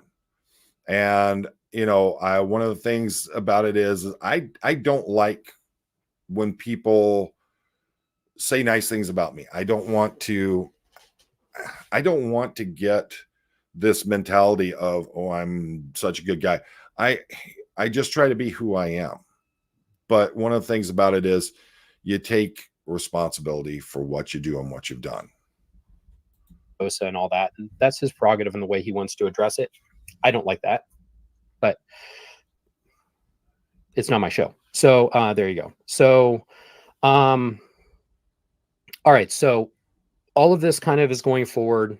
A lot of these creators are out here. This SPTV thing's blowing up. We now have this Aftermath Foundation that was started, all of these good works, and pretty much everybody that is in any of these chats, aside from whatever OSA bots are sniffing around, happy that there's discontent in the world. But really, it still makes Scientology look like absolute crap. So everyone is out here, and there's this momentum, there's this movement, there's a lot of things that are going on.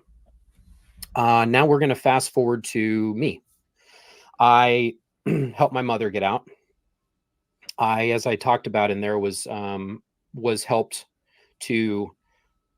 I helped my mother do the applications for her to get relief and help from the Aftermath Foundation. The Aftermath Foundation, as has been being talked about, is a public charity that is supposed to do good works in order to help people transition from a life inside Scientology to the outside world. That is their mission statement.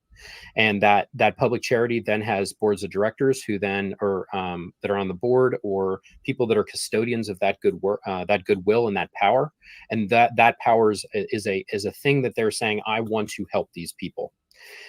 What I have seen is the board of the Aftermath Foundation has somehow made more of their existence has become what people are focusing on. And that is because of a lot of the drama, but it's less about the work and more about like this prestigious position. And I think that these boards should be like, if you're using this board as a springboard for something else, like that's too many boards. If you're using the existence on a public charity in order to kind of elevate yourself, I think that that's a little cheesy. I want to hit on this. Talking to Marilyn Honig, and a response that she was telling me about, this response she had gotten from someone on the board, where she was expressing some concerns. She was expressing things that she was really worried about. The response that she got was basically, hey, I got your email. Let's keep our eyes on the prize. Let's keep on this mission. The thing is the Aftermath Foundation, is their job to bring down Scientology, or is their job to help those coming out of Scientology? And my understanding was you have two separate worlds. You have the world of, you're on the board of the Aftermath Foundation, and your job is to try to help those coming out of Scientology get on their feet and be able to survive within the secular, which is a non-religious world, after leaving the religious world. The other side of it is that you have a YouTube channel or whatever that is fighting Scientology. And yes, you can take that YouTube channel and support the Aftermath Foundation. And of course, the Aftermath Foundation can show, support, and yes, we believe in it. That's what we're looking for, is to bring this down. But that shouldn't be the focus of the Aftermath Foundation. The focus should be helping those people that are coming out. From my understanding of how that this is set up, that's what it's supposed to be. Not building YouTube channels, not building yourself up. The focus should be on the victims of this organization. The work should come first, and then everything else should come second. And absolutely. And I think in a lot of times that was the way things looked to be happening on the outside world, until we fast forward to the situation where we have Aaron Smith-Levin. Aaron Smith-Levin and the falling out with the Aftermath Foundation was, from my understanding, and again, I was trying to work with all of these people. I was friendly with all of these people because they were managing these funds that were helping my mother until she was able to get some of her money back in order to be able to help herself. And I was noticing that there's a little bit of discontent, but like I said, people don't always get along. And I'll fall back to what Marilyn Honig said about being on the board where she's at, is that, the other board members, they don't do a lot of public functions. And I was talking about this being on, I gave an example of the Library Commission. I saw the people from the Library Commission if I was out on my job as a police officer, or I saw them at the meetings for the commission. We didn't go on vacations together. We didn't hang out together. And the reason for that is that could lead into conflicts of interest. Say you have something that you want to achieve. You should be able to effectively debate for that at these meetings to try to get the number of votes that it takes to get it passed. When you start having these outside relationships, and I'm not talking about, romantic or anything, I'm talking about friendly relationships, those kinds of things, going on vacations together, that can lead to, it can lead to a lot of problems, and it would certainly have an air of impropriety about it, and the air that there may not be this nonpartisan way of doing things. So, I just think it's a real problem. Share my mother's story. I have been trying to, it meant so much for me to be able to give back to this foundation that the first videos that I did sharing my mother's, their story, or her story, and everything that we had been through, I did it with Mike Rinder and Claire Headley. And we did it in 2 episodes over the course of 2 days. And I wouldn't talk with anybody else until I talked with them about all of this stuff. I then did an interview with Leah Remini and Mike Rinder where Rosemary was actually on and sharing. And that was a bit awkward for some reason. I wasn't sure. Like, usually my mom is very easy to talk to, and she felt very nervous during the entire interview, and I didn't really understand why. I just figured it was a lot to deal with, setting up and everything like that, but we went through the thing. So the things with Aaron start to happen, and it seemed like he was kind of pushed out in such a way that he wasn't happy about it. And Mike says a bunch of stuff in his little blog post about the stuff with Aaron, and I'm sure that's Aaron's purview to respond to that, and I think he has fairly well.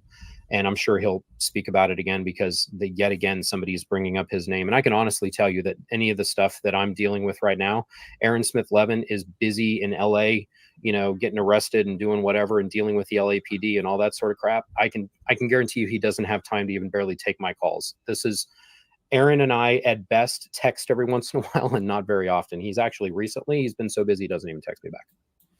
And I can mirror that sentiment, but I Aaron does text me back or call me, and and hey, I got an idea, you interested in jumping in a live? That's generally how it works. I generally find out I'm going to be in a live with Aaron about anywhere from an hour to 2 or 3 hours in advance, and I'm always happy to do it. But he is hugely busy, folks. He really is busy. And I feel bad for the fact that here he is. He's one of the people who helped to found this organization and to be forced out. But we see it time and time again. I don't know if he's openly talking about it or not, but the other person I feel real bad for is Luis Garcia. I really feel bad for him. And he, from what I've seen, he hasn't come out and made any real big public statements or anything about it. But, that's someone else that I really feel bad for how things ended for him. All right. So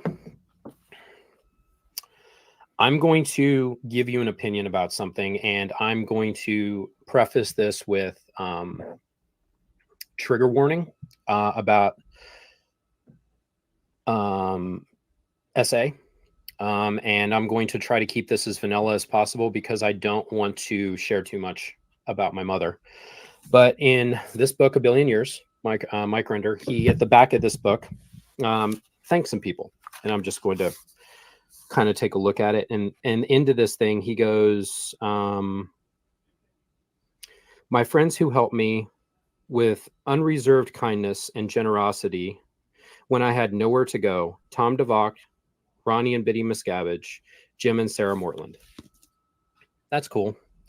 Let me, as anyone who has mentioned that I've shared any of my mother's story about, Ronnie Miscavige is a figure in my life and in my mother's life that is not a great memory for her.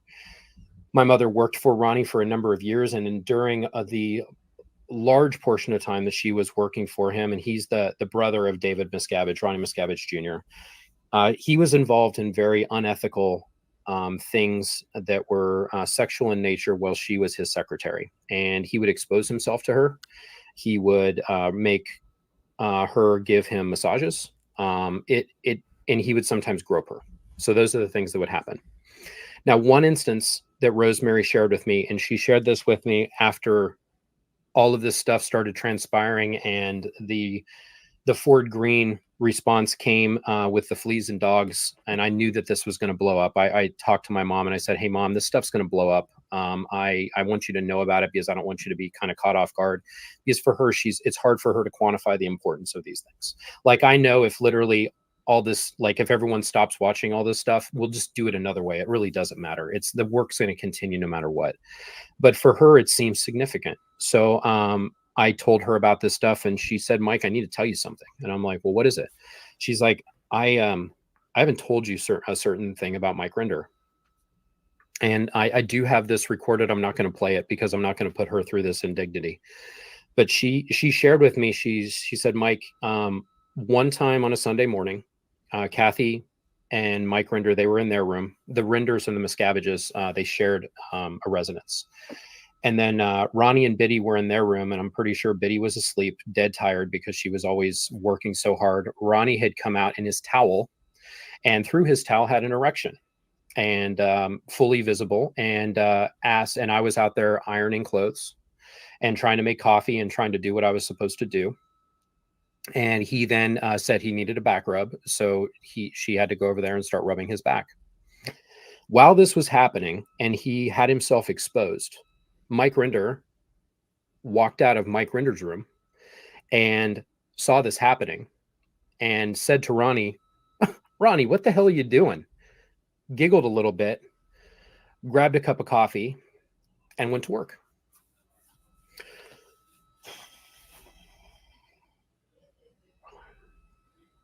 I'm going to tell you something about, this isn't me just retaliating against Mike Rinder, because I think he's a jerk for putting up that blog, which I kind of do. My mother is not the kind of person that tells me lies, and she has absolutely no reason to tell me that unsolicited. She told me that, and I felt, she told me that about a day before I did my last video post, where I was trying to be extremely gracious in that last video with Mike Rinder. And I think I did a pretty good job.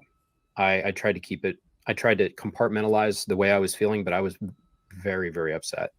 I felt humiliated that I put her through sitting with him and Leah to do that video. Not because she was in front of Leah, but because I made her sit in front of Mike. She went on to kind of say that she then went to that rehabilitation project force for 6 years. Mike Rinder was still in that organization, working there, and knew what she had been through with Ronnie, and that she was the one being targeted. He was still working there. She remembered one time when the executives came down to the mill. It was, she recalled Guillaume Leserve, Mark Yeager, Jenny Linson, and Mike Rinder, and possibly some others were there. And they were there in all of their suits and get up, looking down at all of these RPFers that were a lot of them from the international base, because they had been kicked out, trying to figure out what to do with them. And she told me that she never felt so low in her life. So I am looking back on saying, hey mom, it's really important for us to get this message out. And she's on board, like, yes, I'm going to share all this. And I'm like, hey, we can do this video with Leah and Mike. They're willing to do one with us. What do you think? Okay. And I didn't know why she was acting kind of strange about it. And honestly, the video is not the best video we've done. I don't even think Leah posted it on her site. It's the edit of it's a piece of crap. Leah didn't edit it, but whoever did, it wasn't. This hurts. This really hurts. I'm sitting here thinking, if this was my mom, if this was my daughter, if this was my wife,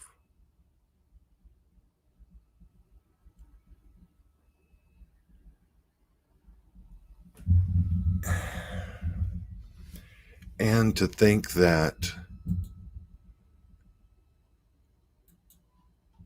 she was punished and she was made to do this groveling work, the RPF.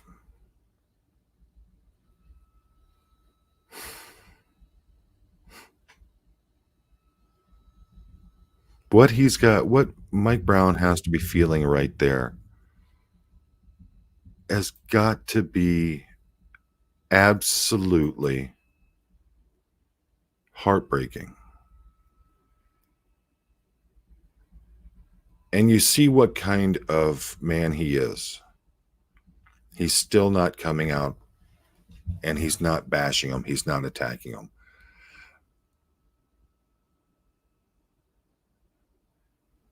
If it was me,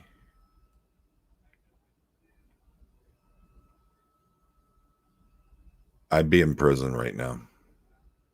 I'd be in prison because I'd be making sure that that woman who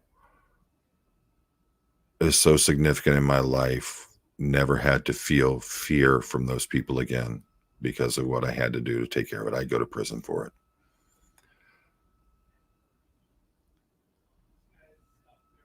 And, of course, I have to preface it with, if this is true, which I absolutely believe it is. And that was the response from Rinder. And he's still acting the way he is. And that was me. He'd be wearing dentures, at least. I have so much respect for Mike Brown's self-control. I don't know. My goodness. That's so horrible.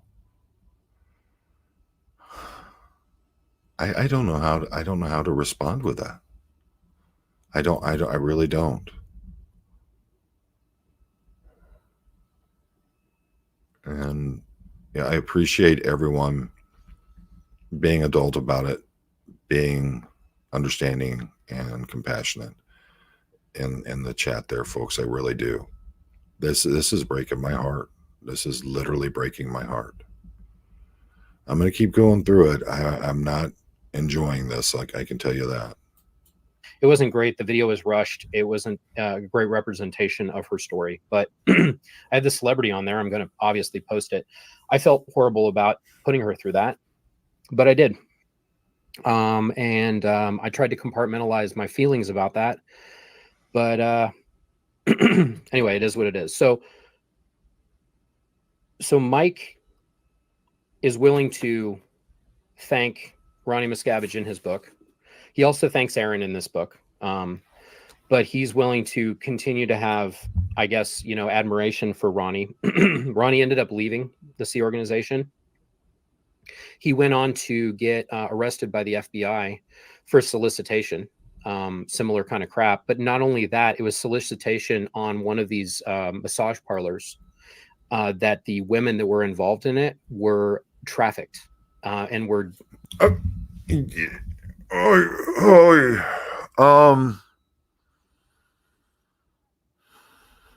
Assuming everything is true, which I do, this led to someone going even further in these acts with women who were human trafficked.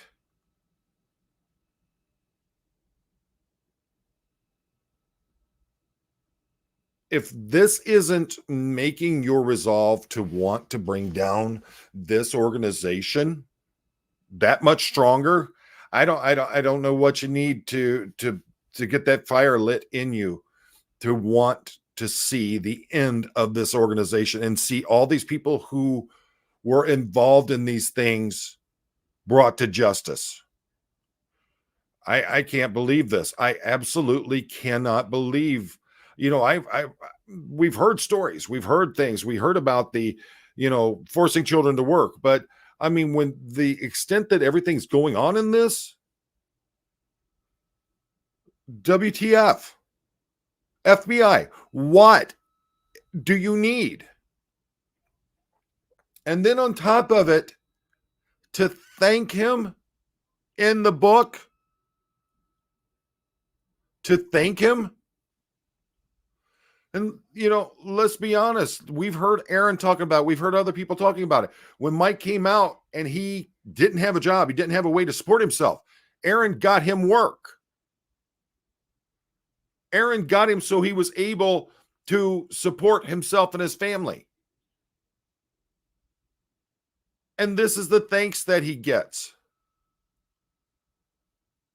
And look at Rosemary doing what she's supposed to do. Being violated was not part of that. Being treated like that was not part of what any religion should bring out there. And then on top of it, to violate her trust, to violate her, and then to put her in punishment and stand over her like you're a deity looking down on parasites. What kind of people are these? Being put in situations where they were literally like trafficked children or young adults that were then made to be prostitutes. So this is the kind of person that Ronnie gets a shout out in the book. And when Rosemary read that, she was kind of offended because she had already come out and we've shared her story already, but he's still making headlines in this. So what is my point in bringing? Think about how strong a person Rosemary is. I mean, look at Rosemary. Look at Miriam. The strength in those two alone. Just the strength in their character. They could pull down a mountain. Wow. She hid this from her son, and I would say that she probably did so because she didn't want it to damage him as well. But she had to come out and she had to tell him. And then the guilt, the regret he probably faced, realizing that he had brought her in front of this. But Mike, if you're listening, you didn't know. You found out afterwards. Wow. Bringing this up, and why am I so irritated about the way that the Aaron Smith Levin thing was happening? Aaron, they didn't want to associate with Aaron Smith Levin because he violated whatever code of conduct existed on their board. What's that code of conduct at now? It was strong enough to get rid of Aaron. Where is it now? It seems a little suspect. Meanwhile, other people were added to the board that were obviously Mike Rinder had their ear, that weren't previously part of it. And then it seemed like this whole power struggle that went on. I didn't like any of it. And I was vocal with Claire and Mark about this at the time because we were all texting. We were starting to work on a documentary for my mother where we're going to record a bunch of stuff. And right before Thanksgiving, we had Rachel Hastings came out and she did a bunch of filming with my mom. Rachel does amazing work. She's an absolute professional. She came out, and the whole idea was we are going to make a fundraising video for the Aftermath Foundation. What can I say other than absolutely? Like, we wanted to do this. Claire and I had been collaborating. Like, we came up with this grant that could be in my mother's name for like the children of the children that got out of Scientology, so that we have a generation completely free of the abuse of Scientology. Like, that's on the Aftermath site, and I love that. And then we had this other plan. We were going to make this documentary. So Rachel came out, we did all this stuff. I think that they were getting a Kelly Copter involved in it and all this. At the end of the recording, Rachel mentioned something to me. She's like, we're really excited to be able to produce something of this quality. And I'm like, yeah, this is amazing. You came out here with all your stuff.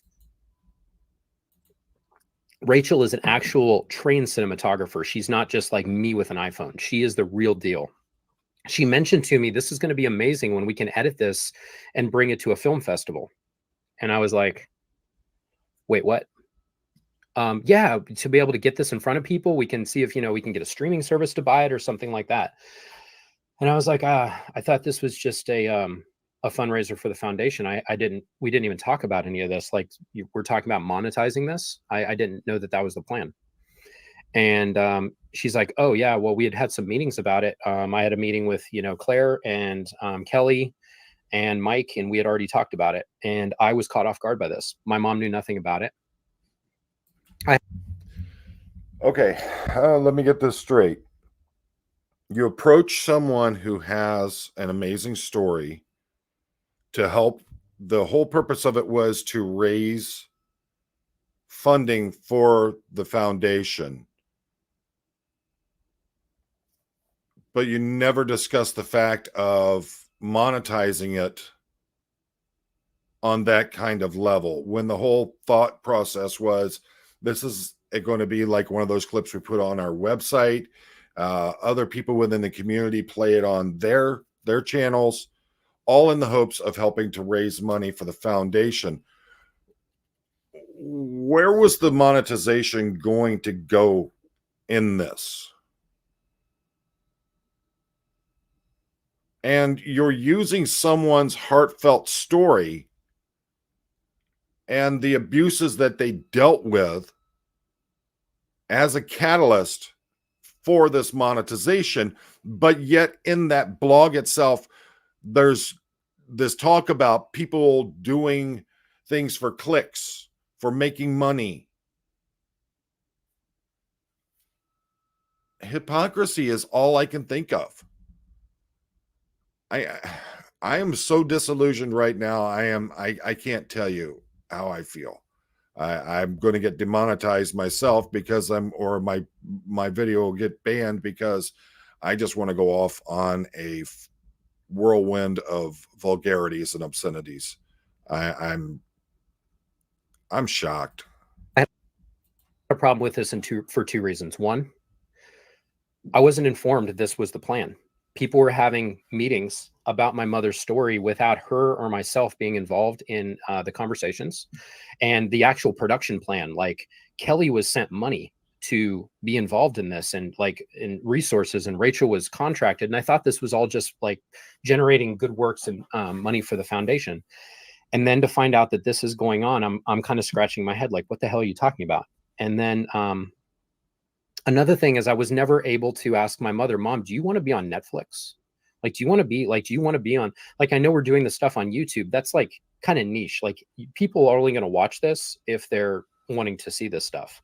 It's not like somebody that's doom scrolling on, fucking Netflix trying to watch, all of the nasty shit that they can watch and like, oh, let's find this other documentary. It's a different feel. And it just was like, why? And it was like, why wasn't this part of the conversation? So I texted, I had already talked to Rachel and I'd mentioned it to Claire, and she's like, yeah, we have had a meeting. I really apologize. She was forthright. Okay, so let me be very open and honest. I spoke with Kelly Copter, and Kelly and I had talked about how she was going to be doing some editing for something for the Aftermath Foundation, and that basically the way she felt she was disgusted and she removed herself from it. I didn't realize this is what she was talking about.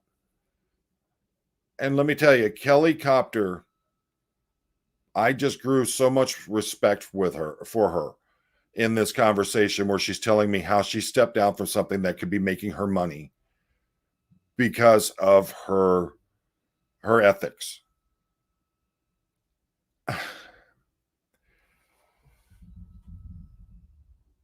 That is just, oh my gosh. But someone had made the comment that we're 2 hours into it. I can use profanity. I understand that it wouldn't do that. And I know I was just using that as a point of reference because I actually wasn't going to do it. That's not who I am.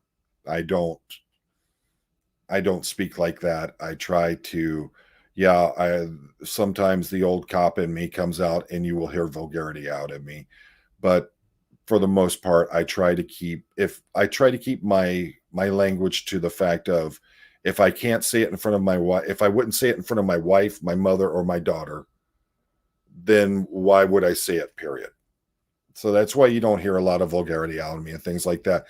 My life after becoming a father has been about the point of, I want to be someone my children can look up to and respect and realize that their father can keep control of himself.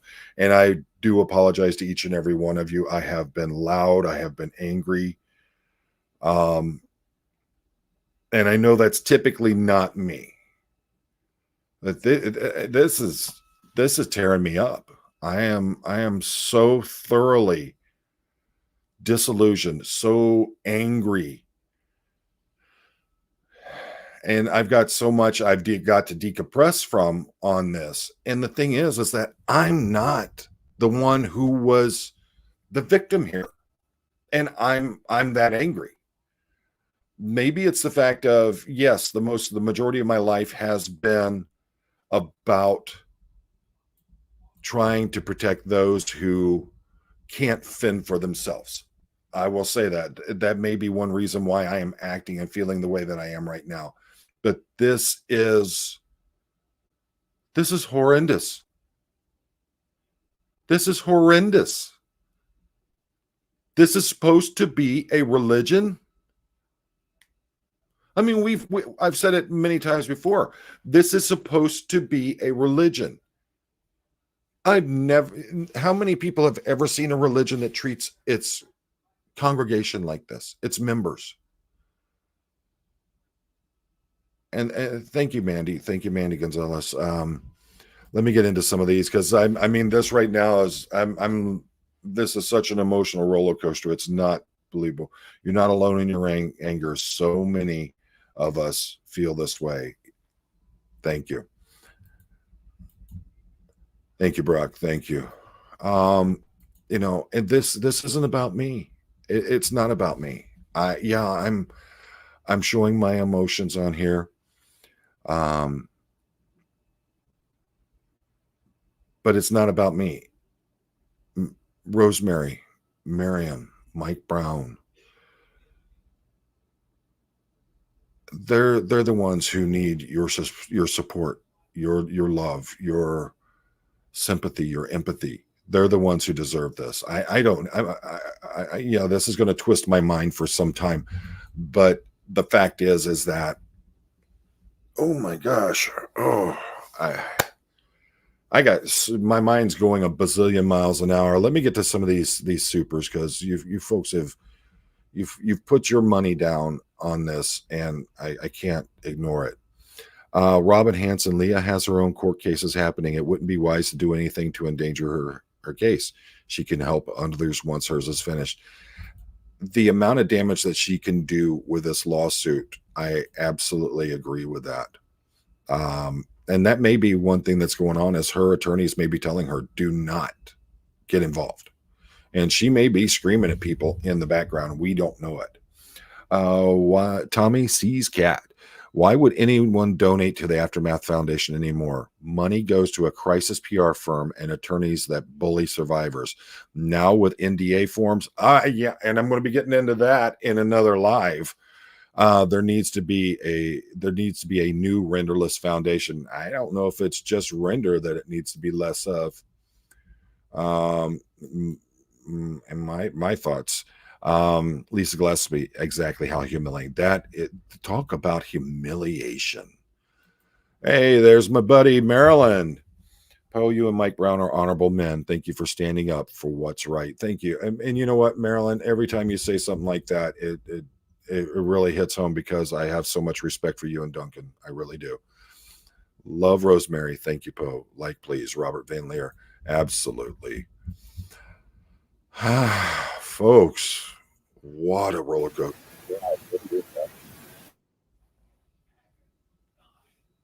Chad, what are your thoughts? Yeah, I have to process this all, Poe. I didn't see any of this coming. That's really, yeah, I don't even have words. You know what I mean? I'm a person who spent the majority of his life working in chaos, and that's where I thrive. And this has got me jumbled up. Mike, if you're watching, I know you'd said that you were gonna watch but not jump in, and I completely understand. I hope that in no way have I insulted you. Have I done anything that causes insult or any further humiliation to you? I have nothing but absolute respect for Mike Brown, and hopefully Mike will be on here soon so we can talk about the efforts that he's made in getting help for his mother.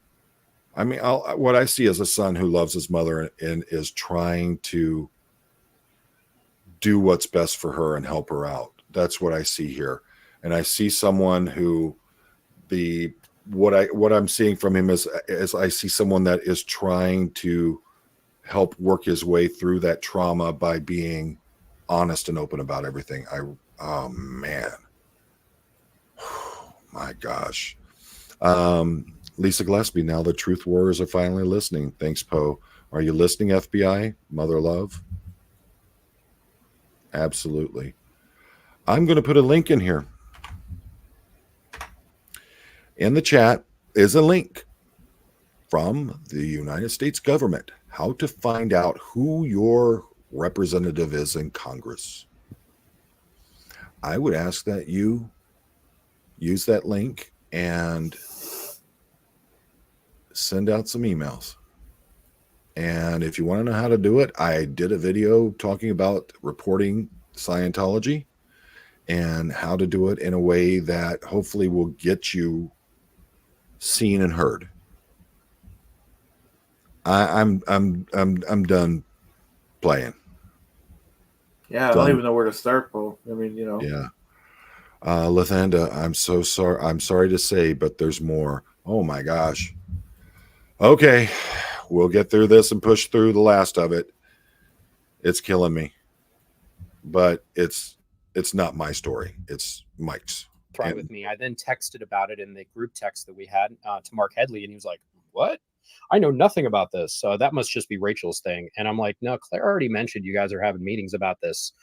And then Mark stopped talking to me about it. We kind of went on to another subject. So we had kind of realized like, hey, we need to come up with a plan. Like, if this is going to be a thing, I need you guys, like, we need to sit down and figure out what this is. Like, my mom needs money to live. Like, we have some money, but senior living is expensive. If there's going to be some money that gets made on this, let's make sure that we don't like leave out the person that story it's about. Like this. I agree 100% here. And he's spitting truth. She's a senior. She's come out of this organization. What kind of skills did she have when she came out? How many people we heard about come out of Scientology can barely read and write? All right. And she's a senior. It's not like she's going to be able to go out and start a new career.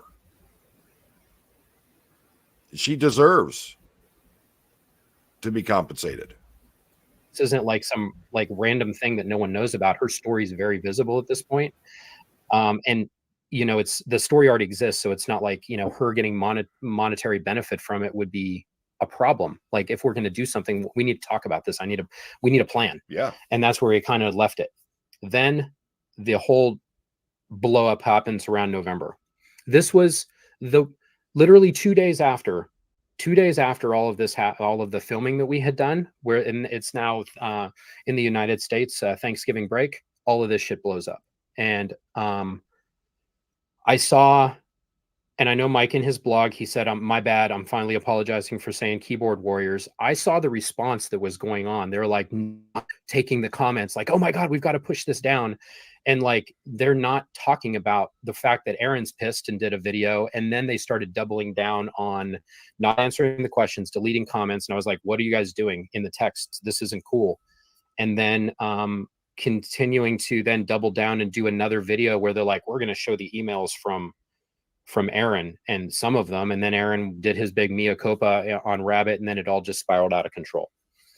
So as this was happening, certain creators felt they needed to at least say something. I put up a little thing trying to be supportive of everybody. Like, hey, I try to work with everybody. I've asked Mike for advice several times. Like, I hope this all gets sorted out. I don't think that, let's everyone try not to judge. It's kind of, I just put it as a community text because I didn't want to do what's like Sterling and Kelly went on and they gave their opinions.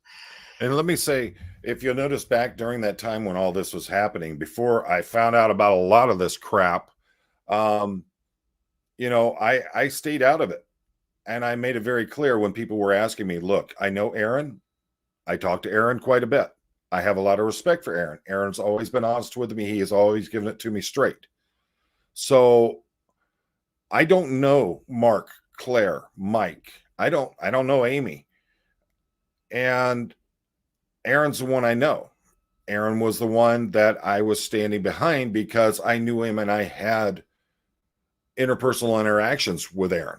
And I'm, so he's the one I supported in all this. But I wasn't out there going against the foundation. I wasn't going after the people on the foundation who had removed Aaron.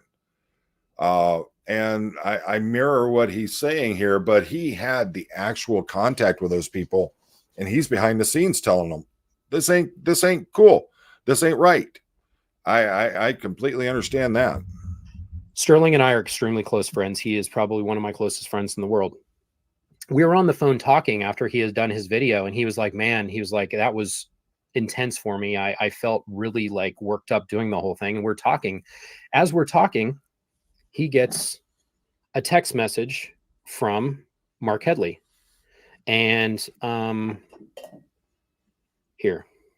this is the last text message that he gets a text message from Mark Headley that I had been texting. And the text message from Mark Headley said, hey man, you need to take your video down. You're going to look really stupid after we put up our response to Aaron. And Sterling and I are on the phone. So I then text Mark and I say, Sterling just texted me super butthurt. Sorry, I'm a savage. Super butthurt and confused about you being mad at him about his video. Did you not watch it before you texted him? He was a bit critical of your video. You and Mike did, as am I. But I think him doing it saved a lot of drama when he immediately was able to then go on a different video with Mitch and Rachel, and that he didn't even need to address it at all with them. Keeping Mitch and Rachel completely out of it. I respect him for doing that. He also should be able to share his opinion without being looked down on. The two videos between you and Aaron were a complete mess. He even asked people not to unsubscribe from anyone and just to keep focus on the cause of exposing Scientology. I am confused as to what is happening. None of us are in the Sea Org anymore. Mark didn't answer me. This was the last the last text message that I ever have had between myself and Mark. I want to make that point again. Aaron came out. He did a video about what was going on. Then he moved on. He didn't get involved in this whole thing with Miriam and Mike Rinder. He stayed out of it. And he stayed out of it because he didn't want it to look like he was coming out to attack Mike over what had happened with the Aftermath Foundation. He only came out and responded when the blog came out and insults were hurled at him. I want you all to keep that in mind. That's, you think what you want about Aaron, but he's a stand-up guy. And I think that, a lot of people, Aaron gets a lot of bad bad thoughts, a lot of bad. People look at him like, oh, he's wild. He does this. He does. Aaron is a grown person. He handles his own thing. If he does something wrong, he'll take responsibility for it. And I'll tell you 100%, he has my respect and he has my loyalty. He may not have time to get back with me. He may not have time for me because his life is so busy and is so chaotic right now. But he has my loyalty and he has my respect and he has my friendship. And I just wanted to make that point that even when he was being attacked, when he was being wronged, he still stayed out of things until he got drug into it. I just wanted to make that very clear. I was like, why are you telling another creator to go fuck himself? Like, who are you to tell him that? So I tried to address that, and then, okay, now that's happening. So I'm not feeling super great about this relationship, the stuff with Mike Rinder, like it's, and Claire and Mike. And as I was continuing to talk to Claire, sorry, I hit the table and made a bunch of noise. I do it all. I was saying to her, I'm like, look, Claire, we're trying to figure out if we're going to do this documentary. I know you guys want to do it. I don't want my mother's documentary, if we're going to do this together, which we still need to work out whatever this business plan is, to be this like tied into this drama. I'm like, you guys have to handle this drama before we go forward on this. So let's just not deal with this, and we'll deal with it in January. So in January is around the time that Claire and I talk next. During this time, as you can see from the everything that I have shared, Miriam and I start to have a dialogue and a conversation, and she's expressing problems that she's running into with Mike Rinder. I'm a little irritated because of all the stuff that I come up with. I'm not included in the conversation about this video. That's like, the production plan on this is not great. So when I get on the call with Claire, I say, hey, I have concerns about this. It doesn't look like the PR has been handled. You guys have just gone radio silent. What the hell? And I'm like, I don't want to work with Mike Rinder on these things. I want to know if you guys are going to have a plan. What is the plan? I was very clear that I wasn't happy with what was going on with Mike. I didn't get into details about it. I didn't get into what I was feeling, other than to try to. I am so, again, I am impressed with Mike Brown in this. Knowing what he knows and what has happened, he still comes at this as a gentleman. He still comes at it with humility, with ethics, even though he's getting none of that in return. To keep it professional and say, I don't want to work with Mike. I'm not happy about the monetization plan on this thing. You owe me a business plan. And she still insisted that they would be producers on it, Mike included. And I say, well, give me a plan. And that's the last time that I have ever talked to Claire.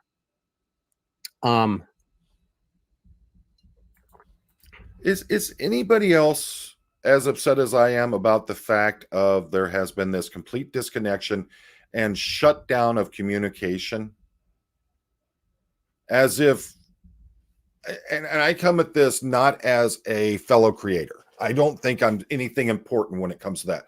But where I'm upset is as someone who has donated to the Aftermath Foundation, someone who has been a cheerleader for the Aftermath Foundation. Look back through my prior videos where I'm literally making a plea to people who are leaving Scientology or thinking about leaving Scientology that they need to go to the Aftermath Foundation for help. And I've also been someone who's been out there to help raise money for the Aftermath Foundation. And Chad can attest to this, because Chad, you did Chatathons. You know, I've been part of those. We've done a number of those things to try to help raise money for the Aftermath Foundation.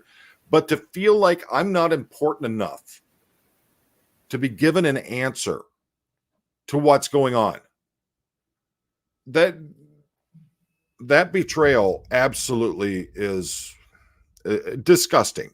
Fast forward, the stuff with Miriam, I send Claire that email, strongly worded. I agree. But done so in an effort to hopefully defuse the problem that I saw coming. I was trying to give him a heads up, like, hey, there's some bad stuff going on. I wasn't trying to shit stir. I mean, I literally sent them that email. Like, I didn't send it to anyone else. I didn't send it to Aaron Smith Levin, like the guy that like literally has gone on to other things now. I didn't send it to anyone else other than them.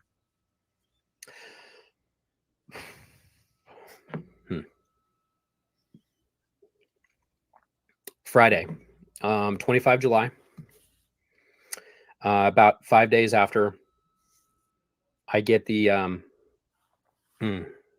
really didn't want to even go over this. 5 days after I send that email and hadn't heard anything back, and I mentioned in my, I mentioned in the whole thing that I hadn't gotten any answer, the last video that I did, and that's true. That the answer in an email form. What I wasn't forthcoming about is that on Friday at about 10:30 in the morning during business hours, I got a phone call from a number I didn't recognize because it was blocked. It said caller ID blocked. And it wasn't like a telemarketer, because telemarketers always are trying to figure out where your area code is, and it's coming through on that. So I picked it up and and when I answered it, I did not at first recognize the voice. And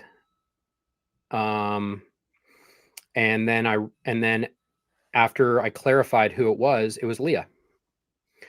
And I'm not going to get into all of the details about this call because we went back and forth for a while about this. And I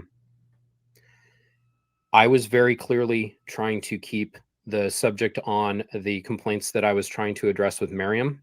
And I instantly started getting attacked. I was asked, and there's some people in the chat that they're disappointed with me getting involved in the drama. Okay. The drama has like crawled up on my doorstep and is now calling me on the phone. I disagree. I don't think that it's crawled up on you. I think they literally took a dump truck and poured it on you.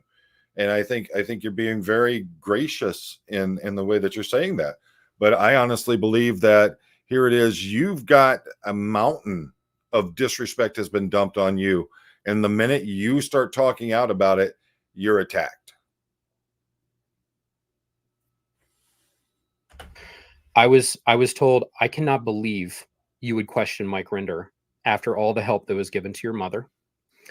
You should be ashamed of yourself. You're obviously not part of our team. You might be against Scientology, but I don't get why you're against us. And there were a bunch of ugly things that were said. I don't respond well to people calling me out of the blue without like scheduling a call and trying to issue me like a bad boy, you need to stand down, bend the knee sort of conversation. So I pushed back, and what the things that were being said didn't make sense to me. And I asked her a question. I'm like, you're calling me about questioning Mike with respect to this. Have you read the email that I sent Claire? And the answer was no, she hadn't. She was responding to her friend. And the heartache that I had caused to him by sending this email. And I made it very clear that I'm going to hang up the phone unless you let me read the email.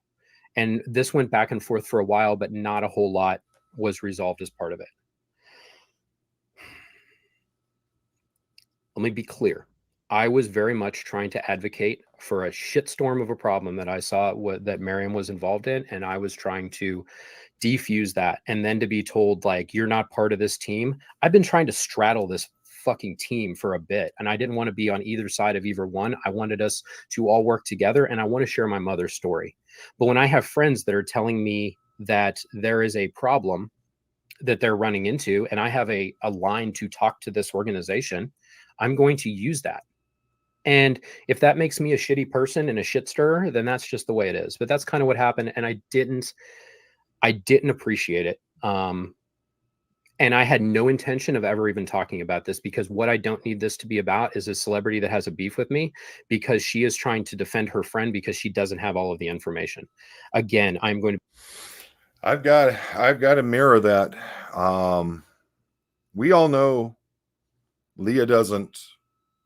She says what she thinks.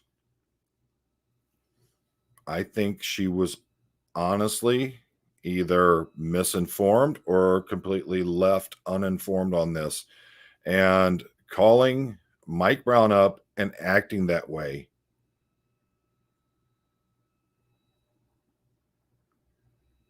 I'm at a loss for words on this.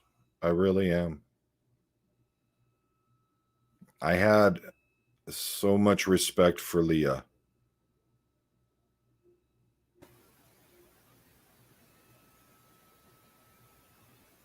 Yeah, that's pretty shocking. Wow. How often do you find me left speechless, Chad? Never, Poe. Never. Yeah. I've dealt with, I thought I dealt with pretty much anything you could deal with in life. And wow, learning so much about people that never thought you knew before, huh? Yeah. To be very clear, I think Leah's work is pivotal. I think what she has done is extraordinary. I do not have a beef with Leah. And I think that all of this it could have been handled better if people were willing to handle it in a direct manner and not have this sort of crap occur. I don't know what the conversation she had before calling me. I don't even care. It doesn't even matter. And all I can say is that it was not the response I was expecting. I was either expecting no response or a phone call from somebody that I wrote the email to. Let me just put it that way. And still, honor, integrity. Put the truth out there, tell it, and then tell you, I don't have a beef with that person, even though what they did to me. Mike Brown, you're a hell of a man. You're a hell of a man. Hey, Poe, I think Mike Brown is your cousin or something like that. You know what I mean? You guys are pretty much alike. I don't know, but I mean, Lord, we got the same haircut. I mean, but he's a hell of a guy, man. He's a hell of a guy. I got so much more respect for him now. Yeah. I don't know if I could handle all this and not be about to lose my mind. That, wow. I mean, did you hear that? I'm going to hang up on you unless you allow me to give you the facts. Wow. Even then, advocating for honesty and openness. We see who the true ethical, honorable person in this is. Yeah. Wow, there's no mistaking that.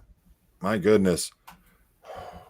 So the rest kind of ended up, at this point I was, one of the things that was said to me is we've already talked to Miriam. We've handled Miriam. Now we're calling you. No one called Miriam.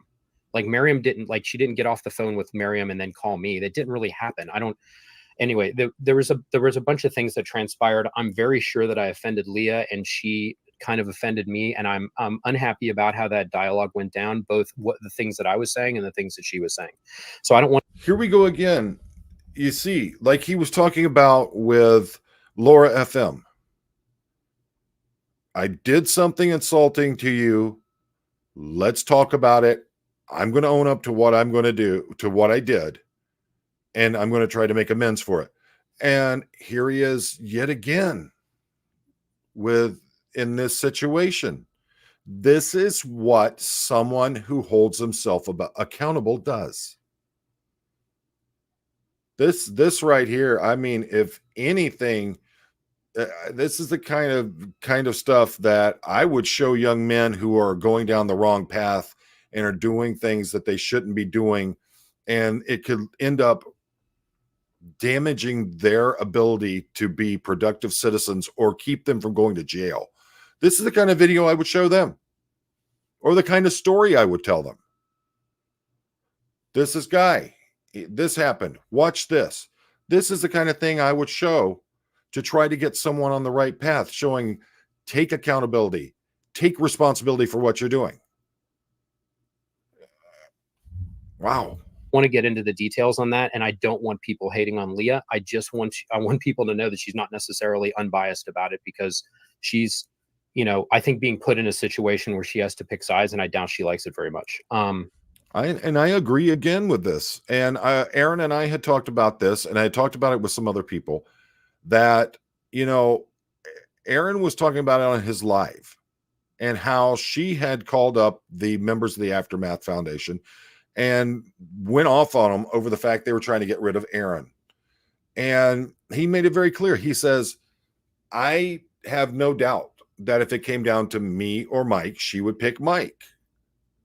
And I think very well, this is a situation, what he's talking about here, where he feels that she was given either not all the information or cherry picked information, or was just called up and said, hey, look, Mike Brown he's trying to take us down. And here he is, still being the gentleman, still saying, I don't want people going after her. Mike, you got my respect, brother. All right. So, I tried to take some notes to keep myself in line here. So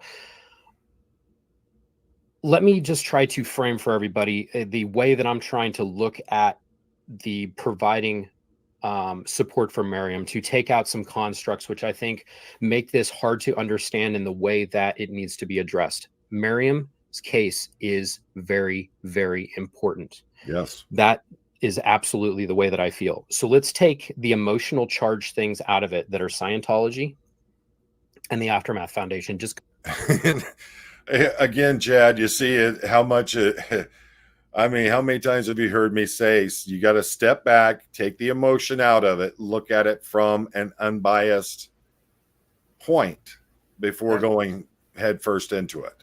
Absolutely, Poe. I agree. There's a lot of similarities I'm seeing.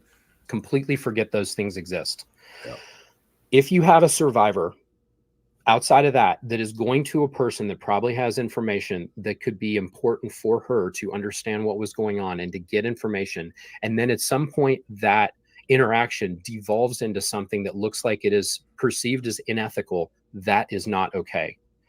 So a person that is in the position to offer that help, if they're going to self-incriminate somehow and to have all of these things go on, they probably need to step back from doing that because it's going to get messy. That's my opinion. Yep. I'm not saying Mike Rinder hasn't done good work. He's done a shit ton of good work. But at the same time, why does he feel he's self-incriminating himself and in this weird situation if she's just trying to clarify the situation that she was placed in? If she's then starting to receive what is clearly threatening emails, and those emails Miriam clearly covered on her thing with Rabbit, that to me looks not good. That needs to be addressed. Again, all of the other bullshit out of it, if you just look at that, those things are not good. If the individual then doubles down and says, I have the information you want, but until you call me, I'm not going to give it to you, that's a problem for me. I have a problem with that. If an unbiased advocate writes to you and your organization, and I didn't write to Mike Rinder, but I had a line to Claire. I've not wanted to work with Mike Rinder for some time. Writes to your organization and he gets intimidation or she gets intimidation back, there's something wrong with that. If you are met with ridicule and name calling when you're trying to then seek justice for yourself, there's something wrong with that too. And the only actual dialogue that ended up coming back in response to that, maybe I'm the flea or the dog or something. Like, apparently I'm way more important in this thing than I really thought that I was. That's bullshit. And it's not okay. Another level into this. If a person's going to be putting themselves into a position of power and celebrity, championing a charge on something in order to move that forward, but is unable to answer hard questions in a way that is out for the world to see, and they can't stand up to that level of scrutiny, which we know Scientology can't. That's why you can never get a Scientologist. That's why they run inside of their buildings and all this stuff. Like, Mike Rinder put up this whole blog. He's been writing this shit obviously for a while. I'm trying to respond to it after I get home from work, because I'm not willing to go a night and not at least be able to share my thoughts about this. And it's going to be unpopular, and I guarantee some people are going to get mad at me about it, but I really don't care. The way that Mike has handled this entire thing with Miriam, I think, is abhorrent, and I think it's wrong. And I'm not talking about everything. I'm talking about this thing. The way that this was handled was not okay with me. And that is, full stop, period on that. If you want to see some stuff on Mike Rinder's channel, go and see. He has some videos that he's posted about the way Scientology responds to critics, how Scientology responds to crimes. He has a bunch of stuff where he says this is the way OSA deals with it. And it feels like that is going on. I'm not saying that Mike Rinder is... Again, I mirror that, and I've said it numerous times. This literally feels like a page out of Scientology's book, out of the OSA book on how to deal things. I've said that so many times. I honestly felt like this was another OSA operation being run by Rinder. That's the feel that I get out of all this. He's not my hero. Okay. I think he's done good work, but if this is what's going on and the victims are saying, I have a problem with that, and I'm talking about one specific thing, but if there's other things that come up from that, he should be dealing with that. I shouldn't be here talking about it or being like, Mike Brown has been conspiring with conspirators. Like, give me a freaking break, man. All right. I said a lot and I've ranted for an hour and 10 minutes. Take a little breather, and then I'm going to get into some questions.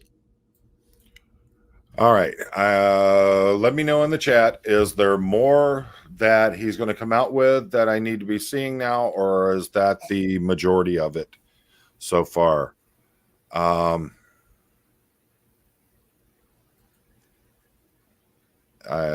me know. So let me get into a couple of these. All right. Tammy sees cat.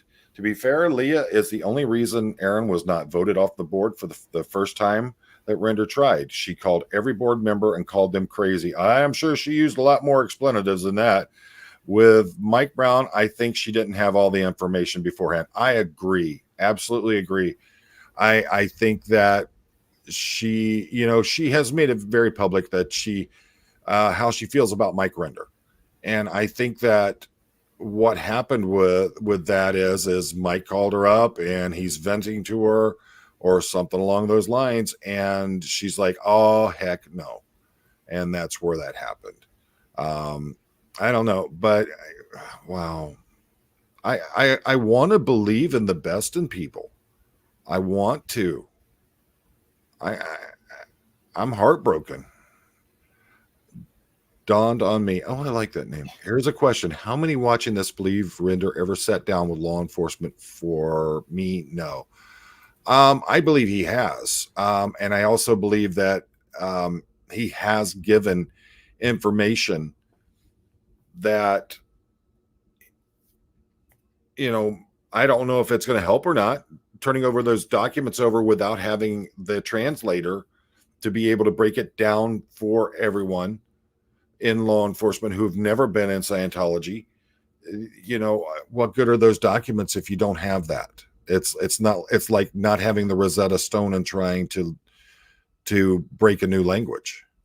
So okay. I see that there's like 38 questions started. I'm going to try to move through these as fast as I can. I'll try to address the stuff that doesn't feel good and the stuff that does as much as I can. And we'll figure this thing out. So let me get into much respect. Let's see. Drive-in fan Leah had better get on the right side of history, but since she hasn't said anything to date, her character is in question for me. Thank you for the comment. I think I've addressed that. That's stand up right there. That is absolute stand up. Put it out there. Open dialogue. Like I've said before, open dialogue is big. Open debate, but he's like, I've addressed it. But I'm going to let you have your voice be heard. All right. Let's see. Aloha fam. My understanding from criminal defense lawyer colleagues of mine is that Mike has a very real chance of facing charges if charges are brought against Scientology and if he was working there as an executive. That is a possibility, and I think that is kind of the concern. Yeah. Let me say this. I know a lot of people bandy or throw around the word RICO quite a bit. And speaking with some attorneys, I think that there may be a real problem in that, whereas the Scientology being viewed as a religion you may not be able to use it against them. I'm waiting to hear back more affirmative which way or the other on it. And like I said, oftentimes in these situations, I step back, take a breath, don't take either side on it. Present it cold. These are the facts. This is what we have. But I think that if you're sitting there and you're trying to say that you are trying to bring down this organization and you have this information that could show criminal conspiracy within an organization, shouldn't you be making sure that you're going with all that information, with the proof, bringing the victims to the FBI or the law enforcement agency that would handle it? Shouldn't that be what you're doing instead of sending out letters saying people are gaslighting? I don't disagree. And from Anna McLaren, love and respect. I very much appreciate it. Thank you. All right. Catherine Olson. More drama, really? Come on, let's fight the real enemy. Hint, it's not each other. Thank you, Catherine. I very much appreciate your feedback. I also know you, I think, are employed by the Aftermath Foundation, and I very much appreciate you doing that work. But at the same time, all I ask is that you listen to what I say and listen to what Miriam says with, kind of a forward approach, and not try to go in with a biased opinion about it. I've heard people making this same statement before, and I've tried to live by that standard. But that's kind of saying that, like, they're allowed to attack you as much as they want to, but the minute that you say something in return, you're suddenly breaking up the community. Who's the real culprit in breaking this whole community up? Is it the people coming out and saying, hey, this is what's going on, we've been trying to have open communication, but we're shut out? Or is it the people who are shutting everybody out and trying to manipulate the script on this? So, I mean, hint, it's not each other. And I'm actually very disappointed by that statement. Doesn't mean you're going to agree with me, and that's completely fine. I'm okay if we agree to disagree. So thank you. All right. Let's see. Let's see. How do you say that? Kendra Lennox. It went all over. He mentioned his being abused repeatedly.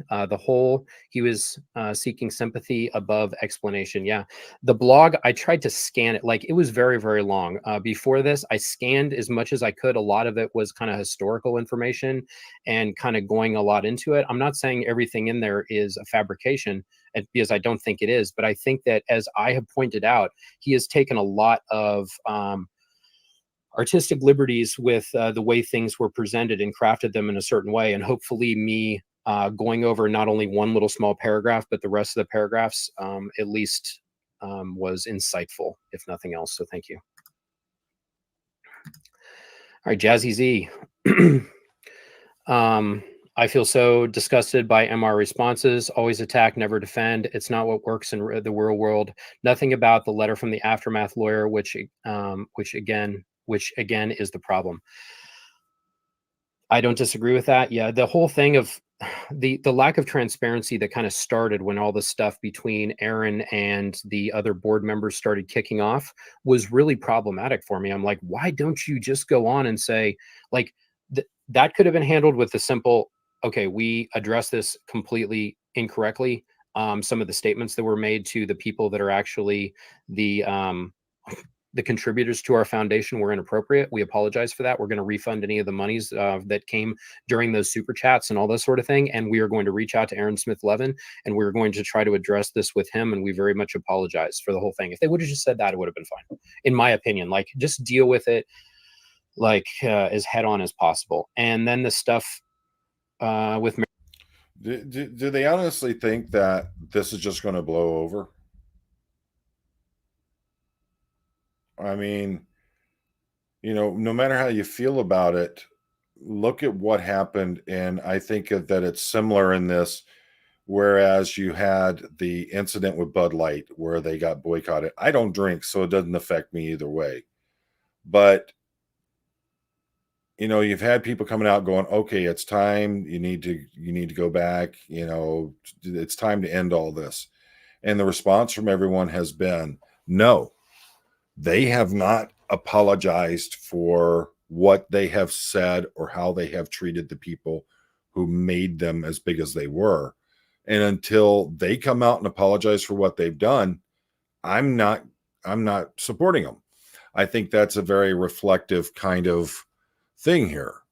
And, I stay out of politics. I don't want nothing to do with that stuff. But I think it's, I know about that. And I have heard the things that are going on.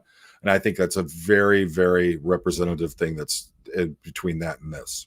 Miriam, I was hoping it would get defused, and it never did. And if you can't stand up to scrutiny, it makes me wonder why not. That's all I got to say. All right, Joe Spring.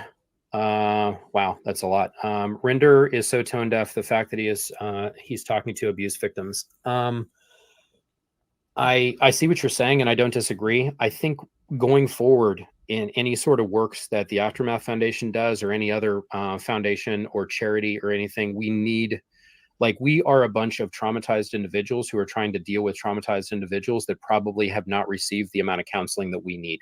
So when those were former executives that are then putting themselves in executive positions that are still traumatized and then are not trauma informed, that you're going to have problems. And that's part of the problem that I see, is just everyone has this, like, almost what the Scientology would refer to as re-stimulation that's constantly occurring. It's not productive. Thank you. That is such a deeply reflective and honest statement. You hear what he says. We are all traumatized. We are all, basically everybody coming out has issues, has problems. And there needs to be some kind of introspective, whether it be counseling or support, things like that. But there needs to be something, and there needs to be honesty about the fact, yeah, we're damaged and we need help. I say it all the time. What's normal? I'm not normal. You'd think I was nuts. You saw half the stuff I did when I was younger that have left my body busted up, but I'm willing to admit it. But are other people admitting their faults? All right, Grounded in Grace. Yeah, that post had a lot of info. He sadly, he seemed to miss one of the main problems, the letter from the attorney. And anyway, pick and choose what he wants to talk about, I guess. But I kind of had a problem with that too. Yeah. All right, Kelly Copter. Hi, Kelly. I love the Rosemary's Words video. She is amazing. Thank you. I am trying to do my best at that. Obviously, I don't think I'm going to be doing the documentary with the foundation anytime soon. So my approach is just for Mom to sit down with my iPhone, and I bought myself a little audio setup so I can get better sound, and we're just going to do our own videos, and we'll share what we want. She has a lot of cool stories. So if you like tuning in for Mom stories, then hopefully I can get back to that soon. So thanks. And let me say it again. I spoke with Kelly. I was very impressed with her. I think she's a good, genuine, honest person, and I have a lot of respect for her. I really do. So and here you have her. She's not only made it very public that she wanted nothing to do with this because she didn't like the direction it was going, and finding out that there was an attempt for monetization on this, and there had been no talk with Rosemary or with Mike about this, and that she stepped away because she didn't feel it was ethical. I think that speaks a lot about what kind of person Kelly Copter is, and she has my respect. Let's see. Melissa's not sure about this. Miriam still hasn't gotten the support she deserves. The support we gave money to the Aftermath Foundation to provide in good faith. They are paying crisis counselors and attorneys instead. And again, I've heard this from so many people. I gave on the premise that it was going to go to help someone like Miriam. I gave on the premise that there was going to be transparency. Look, I understand there are people who will get help that do not want to be. They don't want it to be made public. There's a lot of people coming out that are absolutely terrified that Scientology is going to come after them. I know that. I've talked to people. So those people, you redact everything. You don't bring that out. But for those that are willing to talk about it, those who are willing to share, then, the thing is that, again, crisis counselors, or is it crisis PR people and attorneys? I understand organizations like this need to have attorneys. This world is so litigious, it's not even funny. But how much did they pay to have that letter written?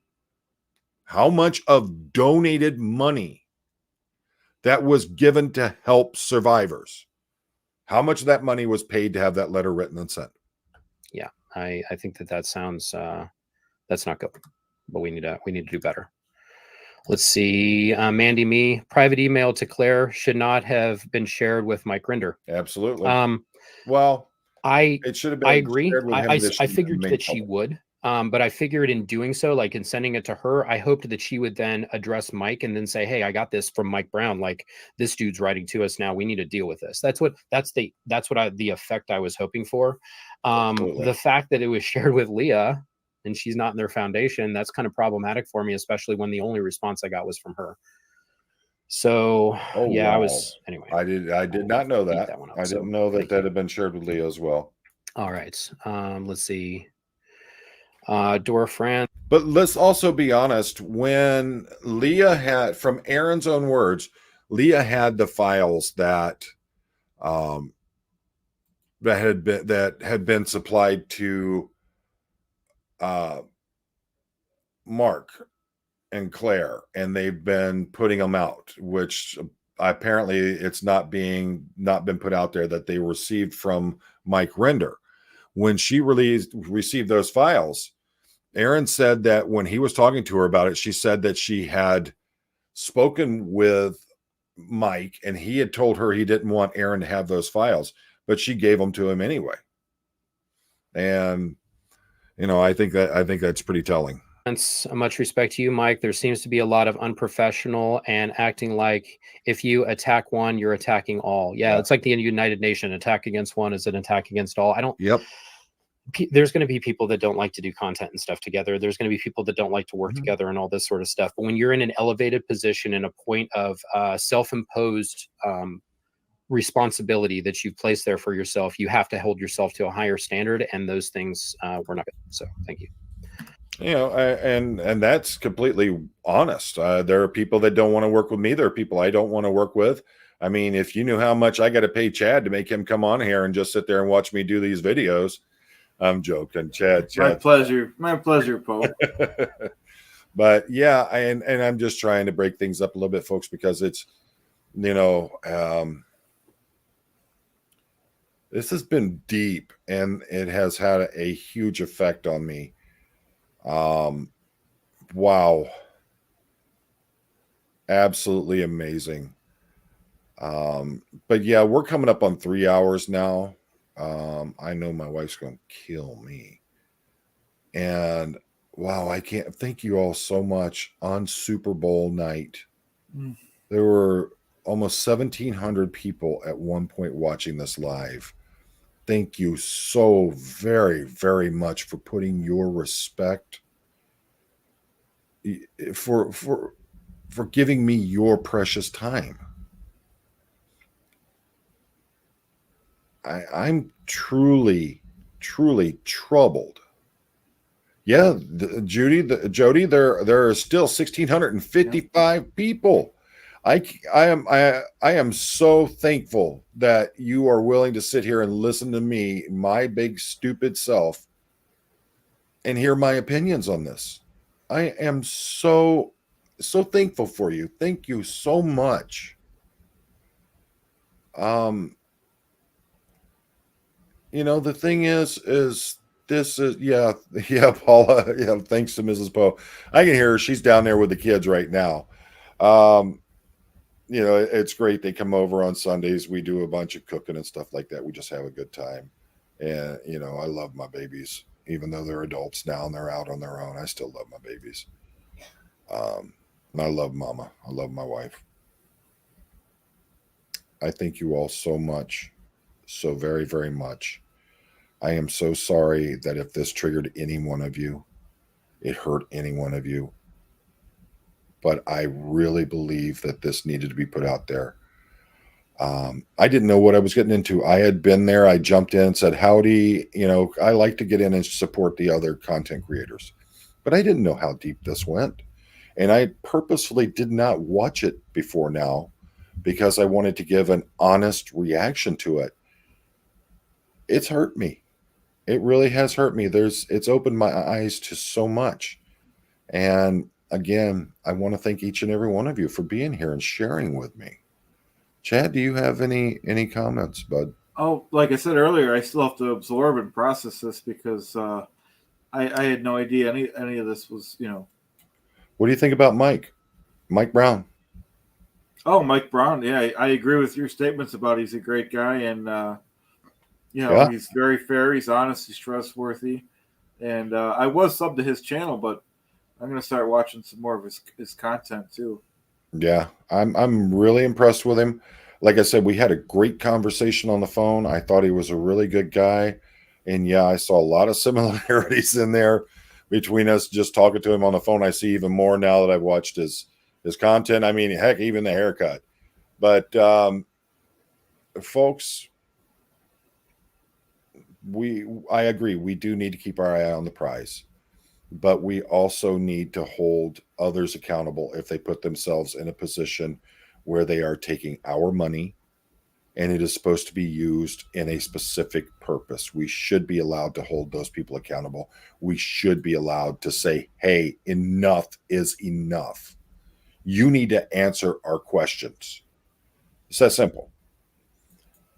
Hopefully, the Aftermath Foundation will be able to survive. It will continue to be able to do great things for people who deserve it. That's my deepest wish.